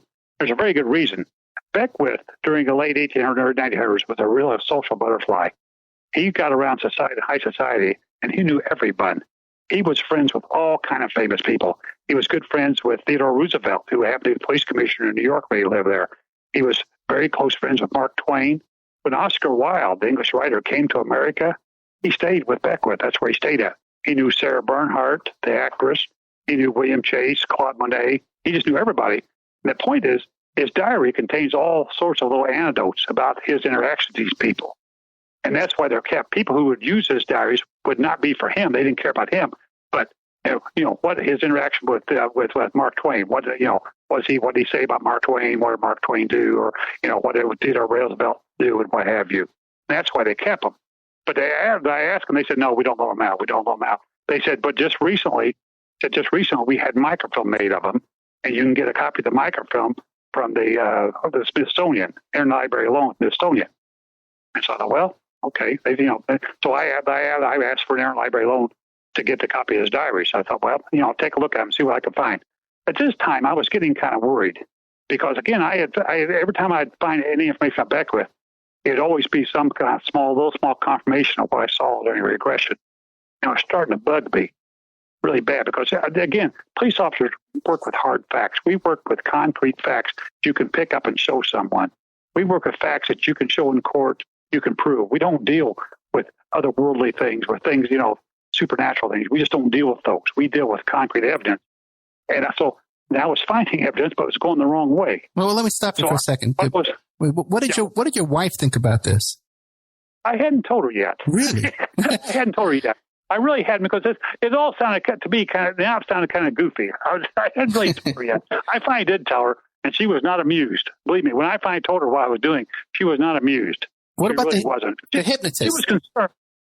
She was concerned because I was a police captain. And she told me, police captains, even if they do believe this, that's fine. Don't talk about it. They don't talk about it. They don't espouse this sort of thing. They keep it to themselves. She was not really very pleased with what I was doing with this. Did you talk to the therapist, the hypnotist? Yeah, yeah. But she was much more accepting of it. She really was. So as soon as you found the painting, you called her up and said, "Hey, I found the painting."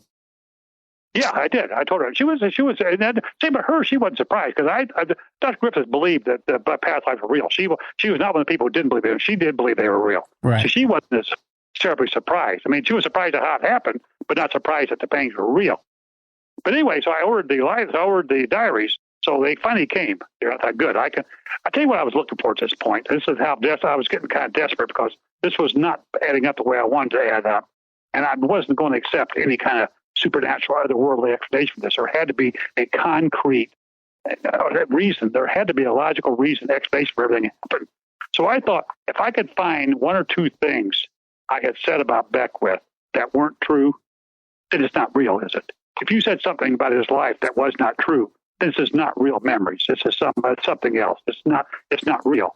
So what I did when I was waiting, because a couple of weeks to get the diary, I listened to the tape again. I would sit down and listen to it. I wrote down everything that could be confirmed, everything I'd said about Beckwith that could be confirmed or not confirmed. Well, I was hoping to find something confirmed. I found I had 28 things I had said about him that could be proved or disproved.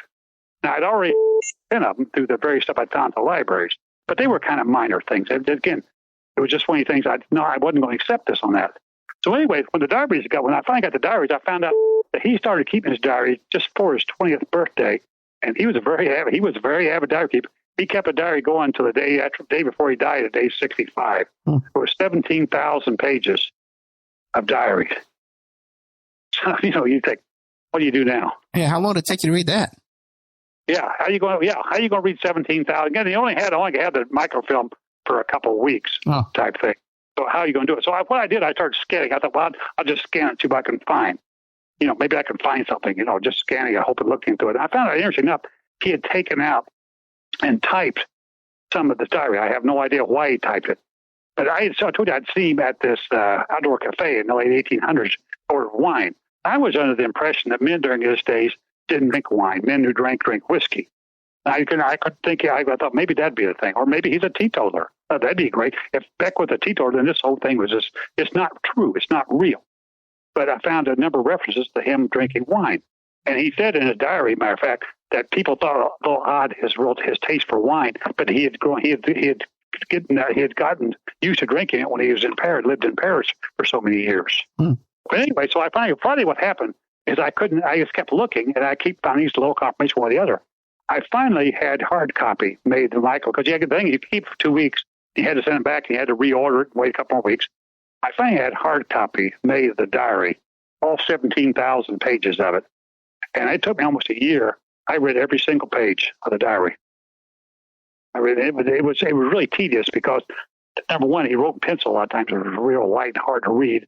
He also had tendency to scribble now and then. Matter of fact, there's a part in his diary where he said he went back a year before to try to read something. He couldn't read his own writing. I knew how he felt. But the problem was when I started reading the diary, I wanted to find these one or two facts that weren't true. This way, then I know it's not real. There's some other explanation for it. It's not this past life thing or some other explanation if I could find them. So I kept looking, but instead I kept finding these confirmations. And it's like every time you find, you got 28 of them, you're chalking off 12, 13, 14, 15. But, again, I kept trying to rationalize myself. Okay. For example, when I saw him die, I told you he died. I would come up the ceiling of the house, and it was the roof. It was over a large city. Well, he died in New York City. Then I rationalized myself, come on now, Bob. Every year, an awful lot of people die in big cities. Or not everybody, there's probably at least a third to half people die in big cities. So it's not that exceptional. And I also said that when I was flying through the woods that night, I thought it looked like late fall rather than winter. Well, he died October 24th. These kind of things. But I kept trying to rationalize, well, a fourth of people who die every year die in the fall. So it's not that extraordinary that it confirms it, that, just because he did it. I kept going. Probably the thing that really pushed me over the edge was, I told you, at the very last of it, just before I went to another part of this thing, I said, she died of a blood clot. The doctor said she died of a blood clot. And I knew, again, this was a woman very important to this person, Robbie Beckwith, because I really wanted to cry. At the moment, I felt like I was going to start crying. And I had no idea who I was even talking about. So I'm going through the diary, and I realized when I started reading the Beckwith's diary, getting to him, there were only two people in the world who could be important to him. His wife, Bertha, who he loved dearly, or his mother. His mother was the only one who encouraged him to become an artist. He wanted from the youngest age to be an artist. But his dad owned a wholesale grocery business, and his dad told him that being an artist, the best way you knew it was starving to death. And he really tried to discourage his son from wanting to be an artist. But his mother encouraged him. She bought him his first art materials and an easel and everything. And he just loved his mother dearly. He worshipped his mother. So I knew it had to be the only two women that could be his wife and his mother. When I finally got a diary, I got to December 5th, 1886. He tells about his mother being in church and dying of a stroke caused by a blood clot in church. Now, there are a lot of things you can pick up in life about people, maybe dates of, birth and dates of death. And you're not going to find anywhere mentioned what his mother died of. That's not going to be in anything. Number one, there weren't any articles or anything about him anyway, any books or articles about him. But how could you know what his mother died of? I think that one's one that pushed me over the edge. It's like, what eventually happened is of the 28 facts, I initially proved 26 of them. 26 of them I could verify. 2 of them I couldn't verify either way or the other. But interesting enough, after the first edition of my book came out, I had a number of readers who became very interested in my story and did research on their own. And they were able to actually verify the final 2. So I was actually able to verify all 28 facts I had said about Beckwith during the regression. And you had those 28 facts on tape. Excuse me? The 28 facts, you had those on tape when you recorded the session? Yes, I have them all on tape, yes. Now, interesting enough, after this book come out, okay, I got some good press on it, some good need to say a police captain espousing reincarnation is not something that happens every day. And I got a lot of good press on it, and bad press. They didn't, believe me, it did not go well at the police department. It did not go well to have one of their senior staff doing this. But anyway, one day I'm at the police department lady. She's a television producer, and she said they're doing a new TV program called Proof Positive, where they take claims like mine, they put them to scientific verification. Would I be willing to do this? So what she said, I want you to do, once you take a lie detector test on national television, would you do this? And of course I said yes. I mean, I'm not going, because everything I said was the truth. But I tell you, after I agreed to do it and everything, she said, okay, we're going to set it up everything for this program called Proof Positive. The problem was, after she left, I started getting nervous. And not about what I said, because I didn't think I said the truth. But anybody knows anything about lie detector, mechanical lie detectors knows they're only about 80% effective. They're not 100% by any stretch, which means 1 out of every 5 questions, the examiner's going to get it wrong.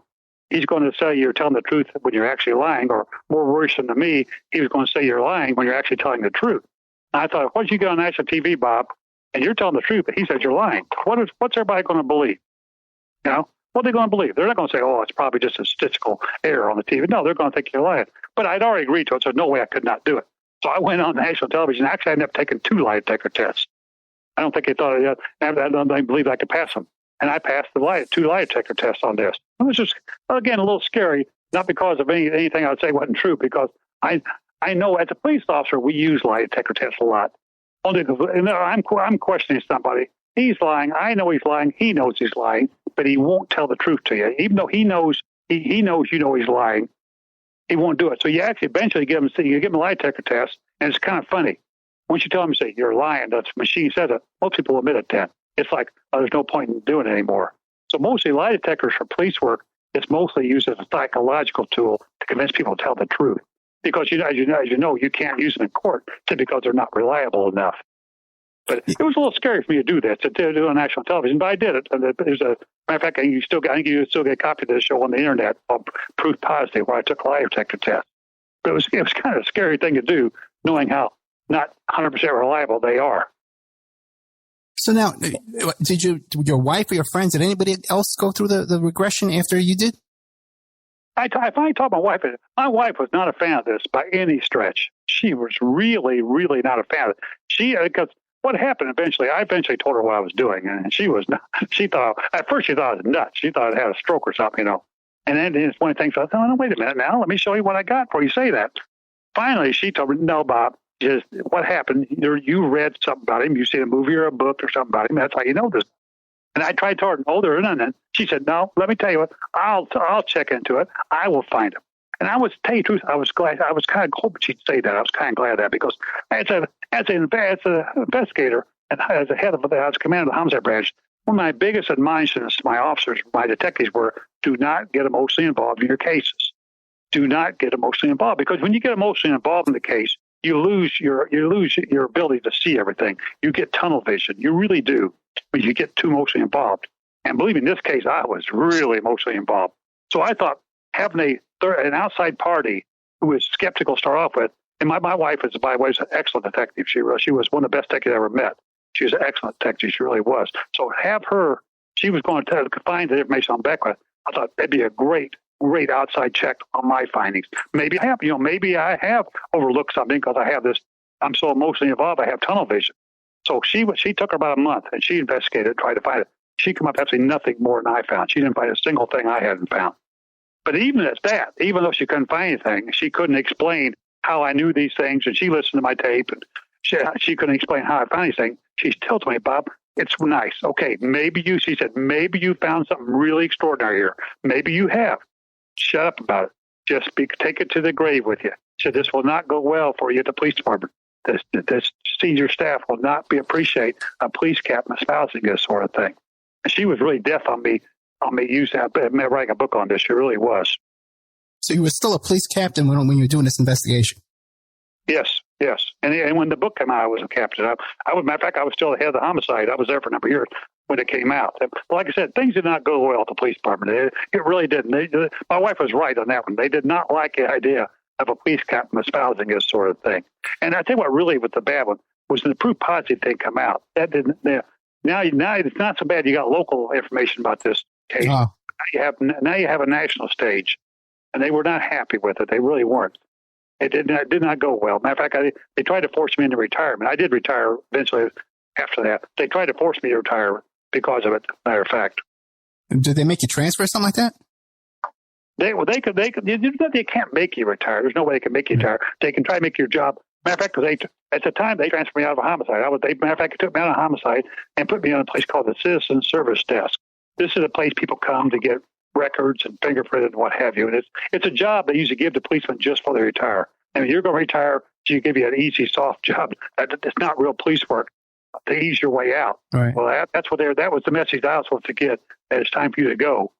But the funny thing, even when I took over homicide, I took over homicide in 1999.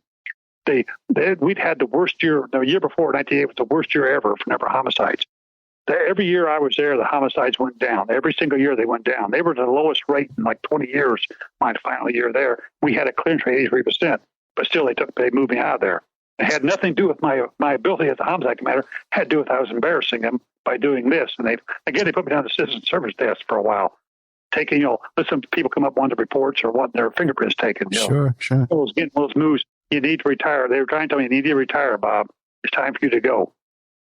Before you went into this hypnosis, right, and the past life regression, did you have a religious faith? What was your faith? No, I never have. Now, my mother was tremendously religious, and she made sure we went to church every Sunday. You had to have a note in the corner not to go to church on Sunday. I mean, you went every Sunday. But the thing is, religion to me, it just never explained enough things to me. There was never because I'd always have questions about religion that people couldn't.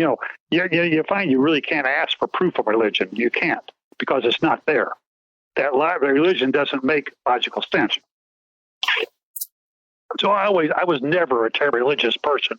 I really wasn't. And I think that helped me better in this relationship. I think if you were a terribly religious person, this information came to you, you'd try and look at it through religious viewpoint, and that probably wouldn't have worked. Yeah, because some people who have a strong faith in Christianity wouldn't even be hypnotized. They wouldn't even...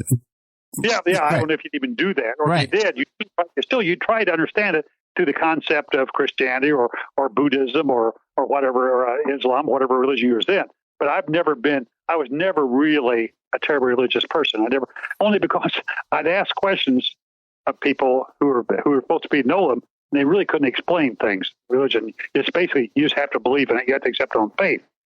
Again, as a cop, and as a person, just a general person, I'm a very skeptical person. I don't accept things just because people say they're so. I want to see some proof, and I never could find that. So I never was, a terribly religious person, no. But you've come out of this, now you're a firm believer in reincarnation. Well, I don't have any, it's one of these things, after a while, you have to. I mean, come on. There's no other way to explain what I saw. I found intimate details of man's life. It's not recorded anywhere. It's not recorded anywhere the public has access to. They're not. It's not like, now if I just say I was Van Gogh or Rembrandt, or everybody says, oh, hell, you read a movie. You've seen movies by him. You read books about him. That's how you know it. But at this time, in 1992, 93, and 94, when I did the investigation, there were no books about Beckwith. There were no articles about him. There was very, very little information about him. And there's no way in the world I could know what his mother died of. And then there are various other things I knew about. And for example, I had said during regression, Dr. Griffith asked me, what did you regret about this life? And I said, I regret we couldn't have children. We didn't have any children because my wife couldn't have children. Well, I look at Beckwith, sure enough.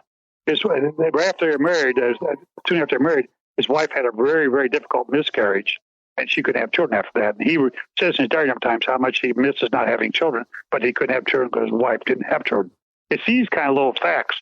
There's no way. How would you know these things? I mean, if you had just one, I think you could probably guess a half dozen things about somebody. Yeah, you could probably get right about those just by pure luck. There's no way you could guess 28 things about a person. There's absolutely no way you could guess and get every single one of them right.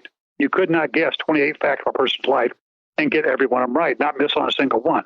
It's simply not possible unless you know something about this person's life. Okay, and all this research, this investigation can be found in Portrait of a Past Life Skeptic, The True Story of a Police Detective's Reincarnation, and Looking for Carroll Beckwith, The True Stories of a Detective's Search for His Past Life. Okay, let's take a little commercial break, and we'll be back right after these messages. Okay, welcome back to the Opperman Report. The Opperman Report is brought to you by SubhashTechnosis.com. Subhash Technosis is a search engine optimization and website design company located in India. So you know you're going to save a lot of money and get top quality service to boot. They offer all kinds of services, business process outsourcing, data entry, banking BPO services, recruitment process outsourcing, software testing, offshore research networking, customer care, press release content writing and distribution, and much, much more. They offer website development, e-commerce solutions, mobile responsive designs. Now, I've personally worked with Subhash for over 10 years. This is the man that puts out my press releases. They've done work on my websites, so I can personally recommend SubhashTechnosis.com. You can find the link to Subhash Technosis at OppermanReport.com and also awakeradio.us. We all have questions. Did he do it or did he not? We all have opinions, but do we really know the truth? New evidence will now be presented and the ultimate answers will be revealed in the explosive documentary, Serpents Rising. Inspired by the bestseller Double Cross for Blood, an independent investigation of the trial of the century, the lies, the myths, and the concealed evidence. Don't miss Serpents Rising.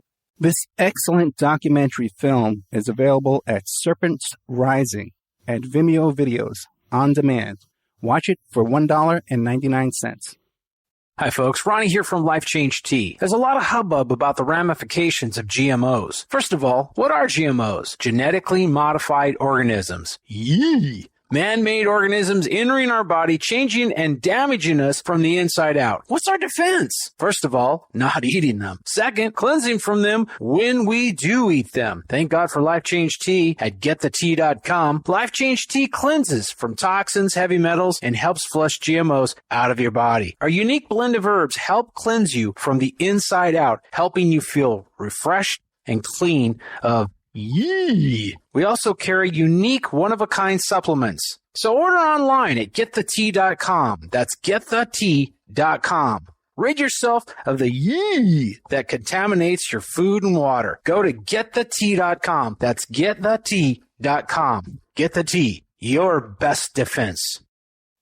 You can have your ad played here at OppermanReport.com every Friday night, 5 p.m., and Saturday night, 5 p.m. to 7 p.m. Pacific Standard Time.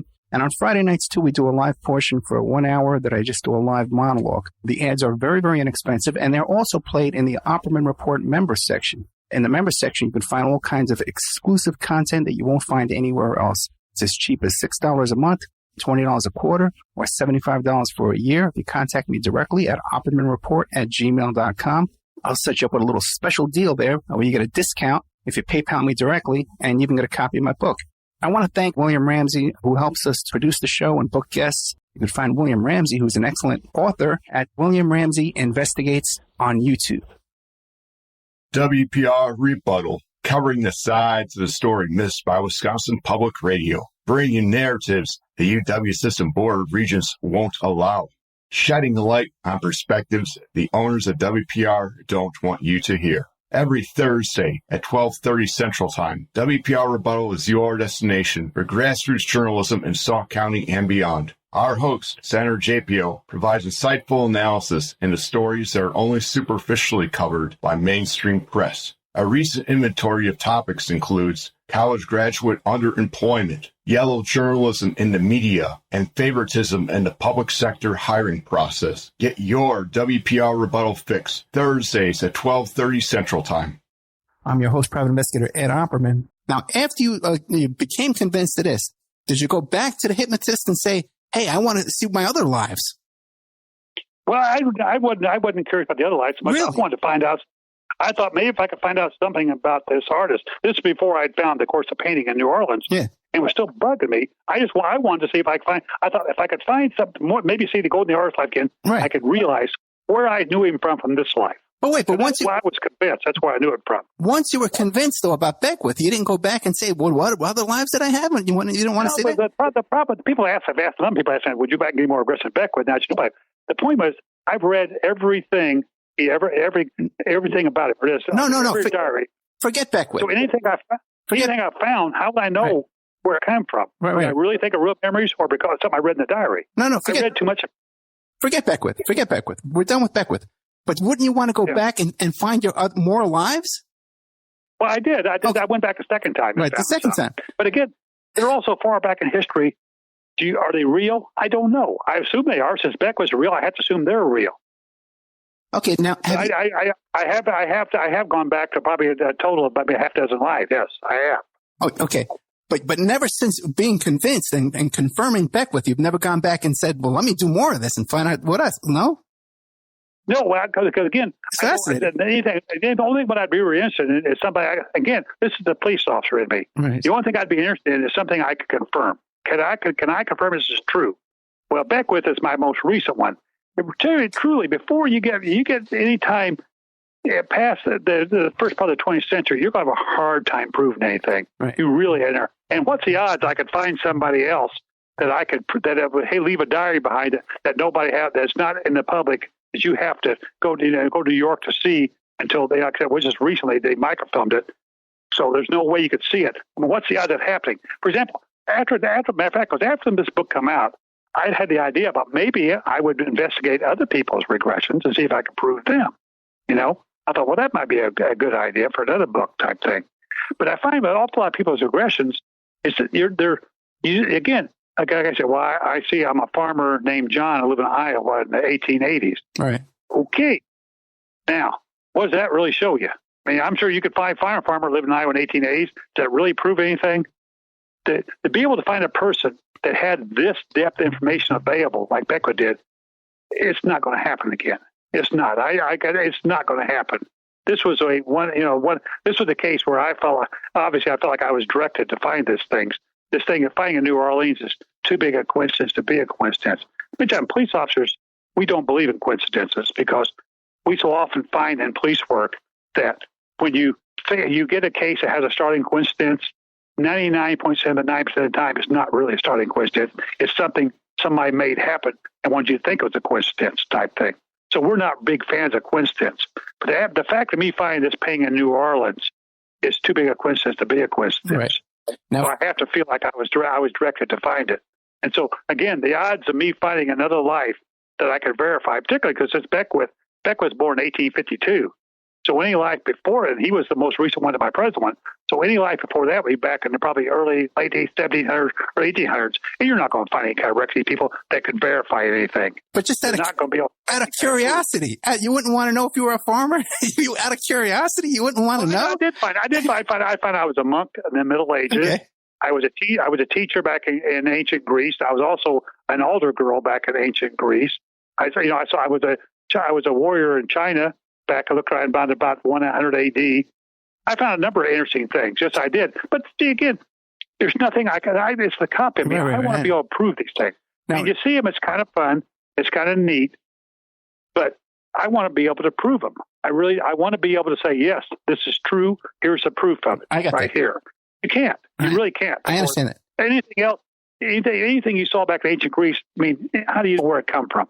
You're pretty sure. I'm pretty sure since Beckwith are not true, the other ones are true too. But I have no proof of that. So now, from your 2 sessions, how many lives do you believe you had in the past? Well, I went through a total of 6 different ones. Now there could be hundreds more for all I know. 6 lives. Okay. There could be hundreds. I was supposed. Right. But I come through 6 of them. Now, but I mean, it is very interesting. But after the Beckwith thing, it's kind of one of these things. I don't think I could ever have one like that I could actually verify and prove. I don't know. Something about it makes it much more interesting. I mean, one thing is much more interesting in life if you know it's true. If you know this is actually true, it's much more interesting. The rest of them, you always got to wonder, Yeah, I'm positive. I'm pretty sure they are. Right. Can you be positive? No, you can't. With Beckwith, I'm positive. Let me tell you something. I would love to have a murder case where I had 28 pieces of evidence against this person. You would just love those cases. There'd be no plea bargaining. It'd be a conviction, guaranteed. But with other cases, you're seeing these things. Is it real? Maybe. Is it not real? You got no way to prove it either way. So now that you've proven Beckwith to your satisfaction, and then you didn't believe you could prove it in court if you had to. You got 20 pieces of evidence, correct? Now, has this changed the way you live your life? Because do you believe now that you will be reincarnated after this life? Well, that's the hardest part about this. Now, the hardest part wasn't accepting what I found. Okay, I've proven all 28 facts. The hardest thing to me was accepting what does this mean to your worldview. Right. In other words, everything you believed before this, everything you believed about the world is wrong. The people you kind of rolled your eyes at and snickered at, they were right and you were wrong. The New Age people who talk about this were right and you were wrong. You thought you were so clever and you knew how the world worked. Well, you didn't. And that was the hardest part for me, not just to accept what I found, but accept how does this affect my worldview. In other words, the world doesn't operate like I think it is. But in a way, I think reincarnation is a much fairer worldview than any other worldview. Because in reincarnation, they're different. Everybody gets this life you might have a terrible life. But that doesn't mean everyone's going to be a terrible life. Everybody gets a chance to be an untouchable in Calcutta. Everybody gets a chance to be Donald Trump. I mean, you get some good lives, you get the wealthy good lives, and you get some bad lives. So it all equals out pretty even if you think about it. Because sometimes you look at life and think, how is it fair that a person is born into a wealthy family, they grew up sheltered, taken care of, they live a very wealthy, nice life and die. Now but then other people, you live a terrible life. You grow up poor, your mom and dad beat you, they abandon you or leave you, and you have you get into drugs, you have a terrible life. If you think you only have one life, that doesn't seem very fair, does it? But if you realize you lead a multitude of lives and you're going to lead all different lives, and so there's an innate fairness to the universe. The universe is actually very fair because you get your chance at everything. Not just, this might be a bad life, but the next one could be a lot better. You'll get your chance at the good ones too. So you believe you'll come back in another life after this? Probably, I would assume, yes.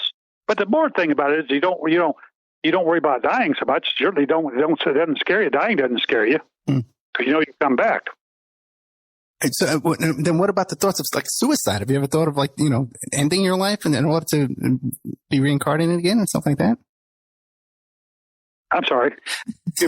Do you think then this could encourage people to commit suicide, thinking that, well, if I end my life this time, I'll come back in another life and give it another try? I would hope not. Because in every life, I believe, you have certain goals to achieve. And if you kill yourself, you haven't achieved your goals, have you? So you have to go back and do it all over. You'd have to go back and start all over again, wouldn't you? I mean, I would hate to think people would do that. But if because again, what have you accomplished then? This whole life was a waste then, wasn't it? You basically threw the whole life away. Whereas if you could work toward whatever you think your goals in this life are and accomplish them, you wouldn't have to do it again. But in other words, you're just going back to square one, and you've reverted yourself to square one. I would hope people wouldn't do that, only because you're not really accomplishing anything. If you believe in reincarnation, if you kill yourself, you're going to come back and do the same thing again. You're going to probably get the same life, the same situation, the same circumstances, because you didn't do it right this time. So there really no point in killing yourself, would there? If you haven't accomplished your goals and you kill yourself, guess what? You still got to accomplish these goals. And so it's going to be, you're going to repeat yourself. And what kind of feedback have you received from people who read the book and watched you on the Lie Detector show? Got good and bad. That's interesting enough. At the police department, like I said, the senior staff was not pleased. They weren't happy.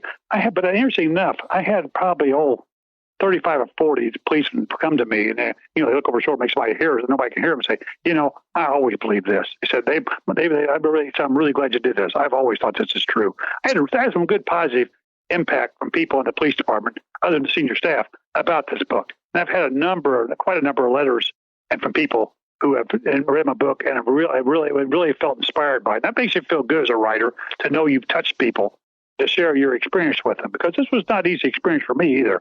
This was really not easy. I went through a lot of turmoil deciding whether to publish this book or not, because it's all happened in 1992, 93, 94, and I didn't publish the first edition of this book until 1999. I stood on it a long time, only because I knew what this would do to I had a real good idea what this would do to my career, and it did just as bad as I thought it would be. But it got to the point where, it's one of these things, this was really some remarkable things that happened to me. And is it really my job to sit on this stuff? Why would all this stuff happen if I'm just for me to know about, not anyone else? This finding this thing in New Orleans, this wasn't the only time, by the way, during this investigation that things very extraordinary happened to me. A number of times I was searching for information about Beckwith, I couldn't find it. It suddenly just be dumped in my lap. It was really literally to be dumped in my lap. For example, after I started realizing there might be something significant to this, and it's about this whole situation, I went back to New Orleans and wanted to see if I could buy or at least get a photograph of the Hunchback Woman. I thought, you want to be able to prove you see this is the painting you saw and everything. Well, I went back, and the art gallery had closed. It was gone, and I had to do some searching to find what happened to the painting. And I finally found what happened to the painting, but it took some real searching to find it. That it had actually been sold to a private collector who didn't want to talk to me about it, except he did not want to send me a picture of it or talk about it. So I had to find more information about this painting. And actually, I found in Beckwith's diary, he mentions in his diary 1912 3 different times about him painting a Hunchback Woman. About how he was doing it. Mentioned the fact that he was painting a Hunchback Woman in his diary 1912. But anyway, one time I'm trying to find a Hunchback Woman before I found out where it was sold to, and I was talking to an art dealer about the painting and trying to find it. And he said, "Well, I don't know about it." He said, "I have an expert in American art who knows about these kind of things. And she's a real expert. She knows all about painting. I know all that." And she said, "Let me put it with her." But during his diary, Beckwith had talked quite often about working on his scrapbooks. That he had a very extensive scrapbook collection. He talked about it all the time. I work on them. I could not find out where they were. I didn't know if they'd been destroyed or kept or what happened to them. I could not find information on it. So anyway, I'm talking to this woman who's the expert in American art about Beckwith and the Hunchback Woman, about the painting. And she didn't know where the painting was, but she didn't know it either. And just out of the blue, I didn't ask her about it, didn't mention to her. She said, "You know what scrapbooks are at the New York Historical Society, don't you?" And I had I'd never asked for it, never asked her about it, hadn't brought the subject up. She just kind of told me. And I had several times I got information about Beckwith simply dumped in my lap. And what do you believe that was? A higher power brought that about, or some kind of a divine intervention or intelligent design brought that about? I have no idea. People always ask that. I have no idea. Nobody come and spoke to me or appeared to me in a burning bush or anything like that. Okay. Things kept happening like that. They would just fall in my lap. For example, a number of times when I was writing this book, I would get my wife, of course, is just death on this idea, and she's trying to tell me not to do this. And I started having second thoughts quite a number of times about doing this, writing this book. I kind of wondered what kind of effect it had on my life and my police career and my other things. And a couple of times, I actually decided, nope, I'm not going to do it. I'm not going to do it after all. I had got a pretty good advance. I had a contract, but I thought I'm just going to send the money back and move on to other writings. But twice I did that, and something really bizarre had happened. For example, one time I told my wife, "All right, I'm not going to do it. I'm going to put it back." That very day, I got a call from an art gallery in New York City, a very upscale art gallery in New York City.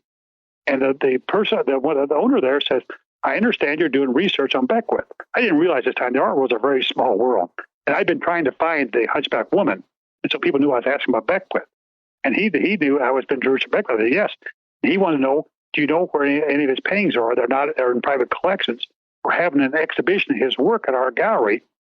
And I wanted to get some more paintings to sell. Now, I thought, well, that was kind of bizarre. And interesting enough, the art exhibit was going to open the very same day my book was scheduled to be released. Really? The very same day. Could have went there and did a book signing, right? You could have went there and done a book signing, right? Here's the real Beckwith. Yeah, well, I went there and looked at his work. And again, his work's good. It's not extraordinary. His work's good. But it's an interesting thing. So I asked him, I said, why would you want an exhibition of Beckwith's work? It's never sold. It's not that good. It's never sold for very much. It really hasn't. A few $1,000s, most of his paintings would go for a few $1,000s. They weren't extraordinary or valuable paintings. And he said, I don't know. He said, well, somebody brought it up a couple of years ago. It's like a good idea. So anyway, they had an exhibition of work. It went on for 30 days. It's the Berry Hill Gallery. It's a very upscale gallery in New York City. Yeah. You know how many paintings they sold? None, really. Okay. Fascinating. They didn't sell a single painting. But I thought it was kind of bizarre. They would be, we were working parallel to this, so each other didn't know each other, and it was going to come open the same day. Another time, they talk about bizarre happenings. I was a person who knew I was writing this book happened to know a person who was an astrologer. Now, believe me, I don't believe in astrology because, again, prove it to me, I'll believe it. But so far nobody proved astrology. Anyway, this lady called me, who was an astrologer, and she knew that I had found out information about Beckwith, who was my past life. And she said, do you know what time Beckwith? I knew what day he was born. He was born on September 23rd, 1852. You know what time he was born? When his diary, he says, I was born at 9 o'clock in the morning while my dad was out hunting with a friend. I said, yeah. She said, what time you were born? So I can run a competing, astrological chart. I thought, oh, God, what am I doing? And this is another time that's why I said, man, I was going to get that information for her. I'm not going to write this book. I don't want to be known as associated with these kind of people. But I do not believe in astrology. And I thought, everybody going to think I'm hanging out kooky people. But anyway, so I told her I had to check. So I called my aunt, who was the only one around who was around during that time. I said, do you know what time I was born? She said, yeah, you were born about 9 o'clock in the morning. Your dad was out hunting with your uncle. It's one of those kind of things, And it's like, oh wait, you were also born when. The interesting part was this is two of them. There are probably 2 or 3 dozen things that happen like that. I didn't put most of them in the book because it felt like you're trying to drive the nail too hard. Right. You keep putting this stuff in the book. It's like you're trying to make your point too hard. Okay, things like this happen over and over and over during this thing. These bizarre little things. Right. I mean, Beck was born at 9 o'clock while his dad was hunting. I'm born at 9 o'clock. My dad was hunting. I mean, that's interesting enough. By themselves, each one by themselves would just be an interesting little coincidence. It's just interesting. When you get dozens of them, that's too many. Let me ask you a question, okay? Because we're running out of time, and I want you to consider this because, like I said, we're running out of time. Now, one reason why people with a deep religious faith in the Bible and Christian stuff like that don't believe or don't recommend against hypnosis. It's because when your subconscious is open and available for deceptive spirits to come and enter you and possess you in some ways, right? Okay. But that's what the theory is. And it's in the Bible, and this is why Christians recommend against, hypnosis. And then again, that would cause an obsession like you described, right? And again, these same deceptive spirits could then lead you to New Orleans and lead you to this and lead you to that on this kind of wild goose chase. It could all be a deception from an evil spirit. Have you explored that possibility? I've had a number of people say it to me. I've also had one people tell me that I didn't really go into a past life. My mind went to this great library somewhere that has everybody's past life recorded. My mind pulled a book off the shelf of Beckwith's book and read it. If you don't, police officers believe in Occam's razor. Occam's razor says the simplest explanation is usually the right one. And so people want to come with all these explanations. I've had a number of people tell me that the devil possessed me and demons got my body. And like I said, my mind went to this great library in another dimension type thing. But again, Occam's razor says the simplest explanation is usually the right one. And what's the simplest explanation? I was hypnotized. I went to my subconscious memories, and I have these memories in my mind. And that's what I have to believe. Because I have had people come up, wow, some of them really good, really interesting explanations for what I saw. Okay. But what's the simplest and most likely explanation?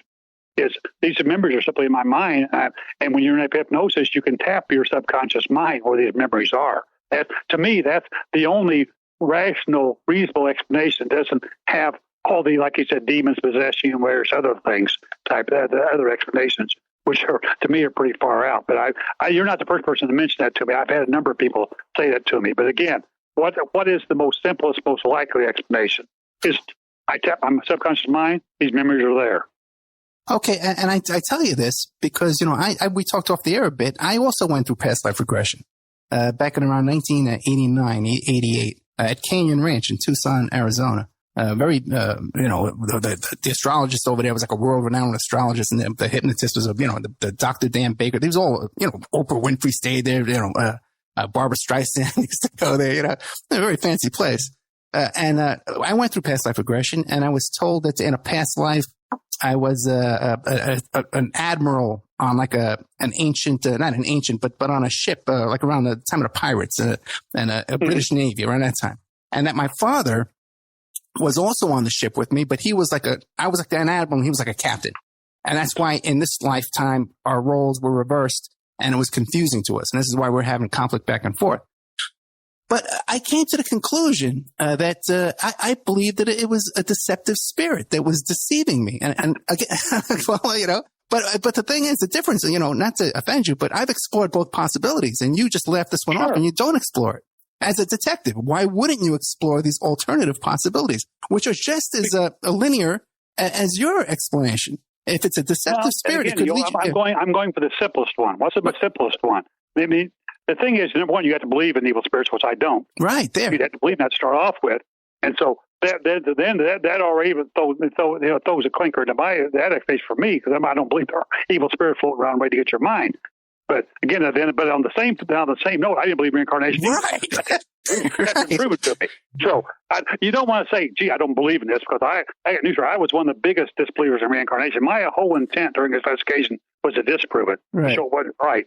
But so I don't want. You can't say something's different, but I'm saying prove it to me. But I don't personally believe there are evil spirits running around. I believe the simple explanation is these memories are in my mind. I tapped it. There they are. But you're right.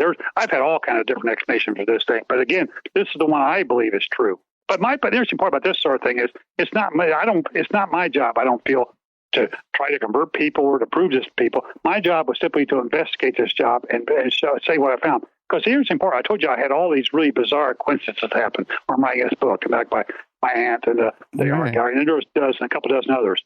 Interesting enough, once the book was published, they stopped. I haven't had a single thing like that happen since. Nothing. Once the book was published, all the little coincidences, all the little bizarre things stopped. And I had to feel that I'd done my job. My job was simply to write this book. Now I'm done. And to me, it's up to you. People can read the book. They can accept it, not accept it. They can, find an explanation. That's fine. And my only job was to investigate this and be able to prove it. Because believe me, investigating this was pretty difficult. This was not an easy job. This took me several years, again, to do this. And I actually had to use my police credentials for some of it. For example, there was a book called Who's Who in American Art. And they wrote Beckwith. Beckwith died in 1917, died of a suicide. I thought, whoa, suicide. I didn't see that in my regression. I thought, well, here it is. Here's the disproving fact. Because my suicide, I saw myself dying on bed, people standing around me. I didn't kill myself. So anyway, I called the New York City medical examiner, the head guy there, and told him, this is Captain Snow, homicide commander at Indianapolis. And I said, I'm interested in seeing cause of death on someone. I told him who he was. Now, the funny thing, he didn't think it was unusual. He didn't ask me why I wanted and everything. So he said, I'll look and I'll let you know. So he called me back the next day. He said, he died of endocarditis. That's an infection of the heart valves. He died of a heart attack. And those guys, and he actually sent me a copy of his death certificate, as a matter of fact, to show what he died of. And these kind of things took a lot of investigation. I don't think an ordinary person, if you're an ordinary person that called the medical examiner, you probably wouldn't have got through to him to start off with, much less to get this information. So I kind of feel like it was my job as a police captain and a police detective to investigate this case and report my findings. But once it's done, I'm done. Because, again, I've never had anything happen since then, nothing. And I had to feel in my own mind. That means I'm done. Now, I'm curious, what was the next project you took on after this one? Because obviously it's had a huge effect on your life. Yeah. Well, interesting enough, I had a little problem after this. And my agent had told me this. I was kind of concerned. My agent told me, he said, look, Bob, this is a good book, and it's an interesting book. You'll probably sell some copies. Not I didn't sell as I thought it would, but you'll probably sell some copies. But this is going to hurt your writing career. People are not going to take you seriously. Before this, all my books have been about police work. I wrote, like finding match of runaways. I found stopping a stalker, deadly cults, sex crimes investigation, homicide investigation, various police-related topics. She said, publishers are not going to take you serious if you write this book. And she was right. It took me almost 5 years after this book came out before I get my next book published. And that was like a true crime. That people forget and they take you back. But for about 5 years, nobody published my stuff. But then after that, you started writing true crime. They thought maybe I was going off the deep end, I guess. You started writing true crime after that? Yeah. Well, actually, what happened, that true crime came because actually you run out, after a while, you run out of interesting things to write about the police. And you can write about different kinds of different things about the police department. I read after about 15 books. I ran out of interesting things to write about me. I read about homicide investigations, sex crimes, SWAT teams, this kind of thing. But after a while, you kind of run out. So I turned to true crime. I've written a number of true crime books since then. And done very well, too, because true crime's a very good field. A lot of people love true crime and read all the true crime they can get. So that's what I'm writing now. I'm writing true crime now. Yeah, that audience is obsessed. But by the way I found Robert Snow was from a book, Finding Runaways and Missing Adults. when no one else is looking. And he mentions me in that book. He found one of my articles and he mentions me in my little procedures and finding runaways and stuff. So that's the best book. Go out and buy that one, okay? If you're going to find. We didn't get a chance to talk about that one today. Hopefully we can have you come back. But we're totally at the end of the show. How can people find you if they want to follow your work and stuff like that? Yeah, just type Robert L. Snow at Amazon.com.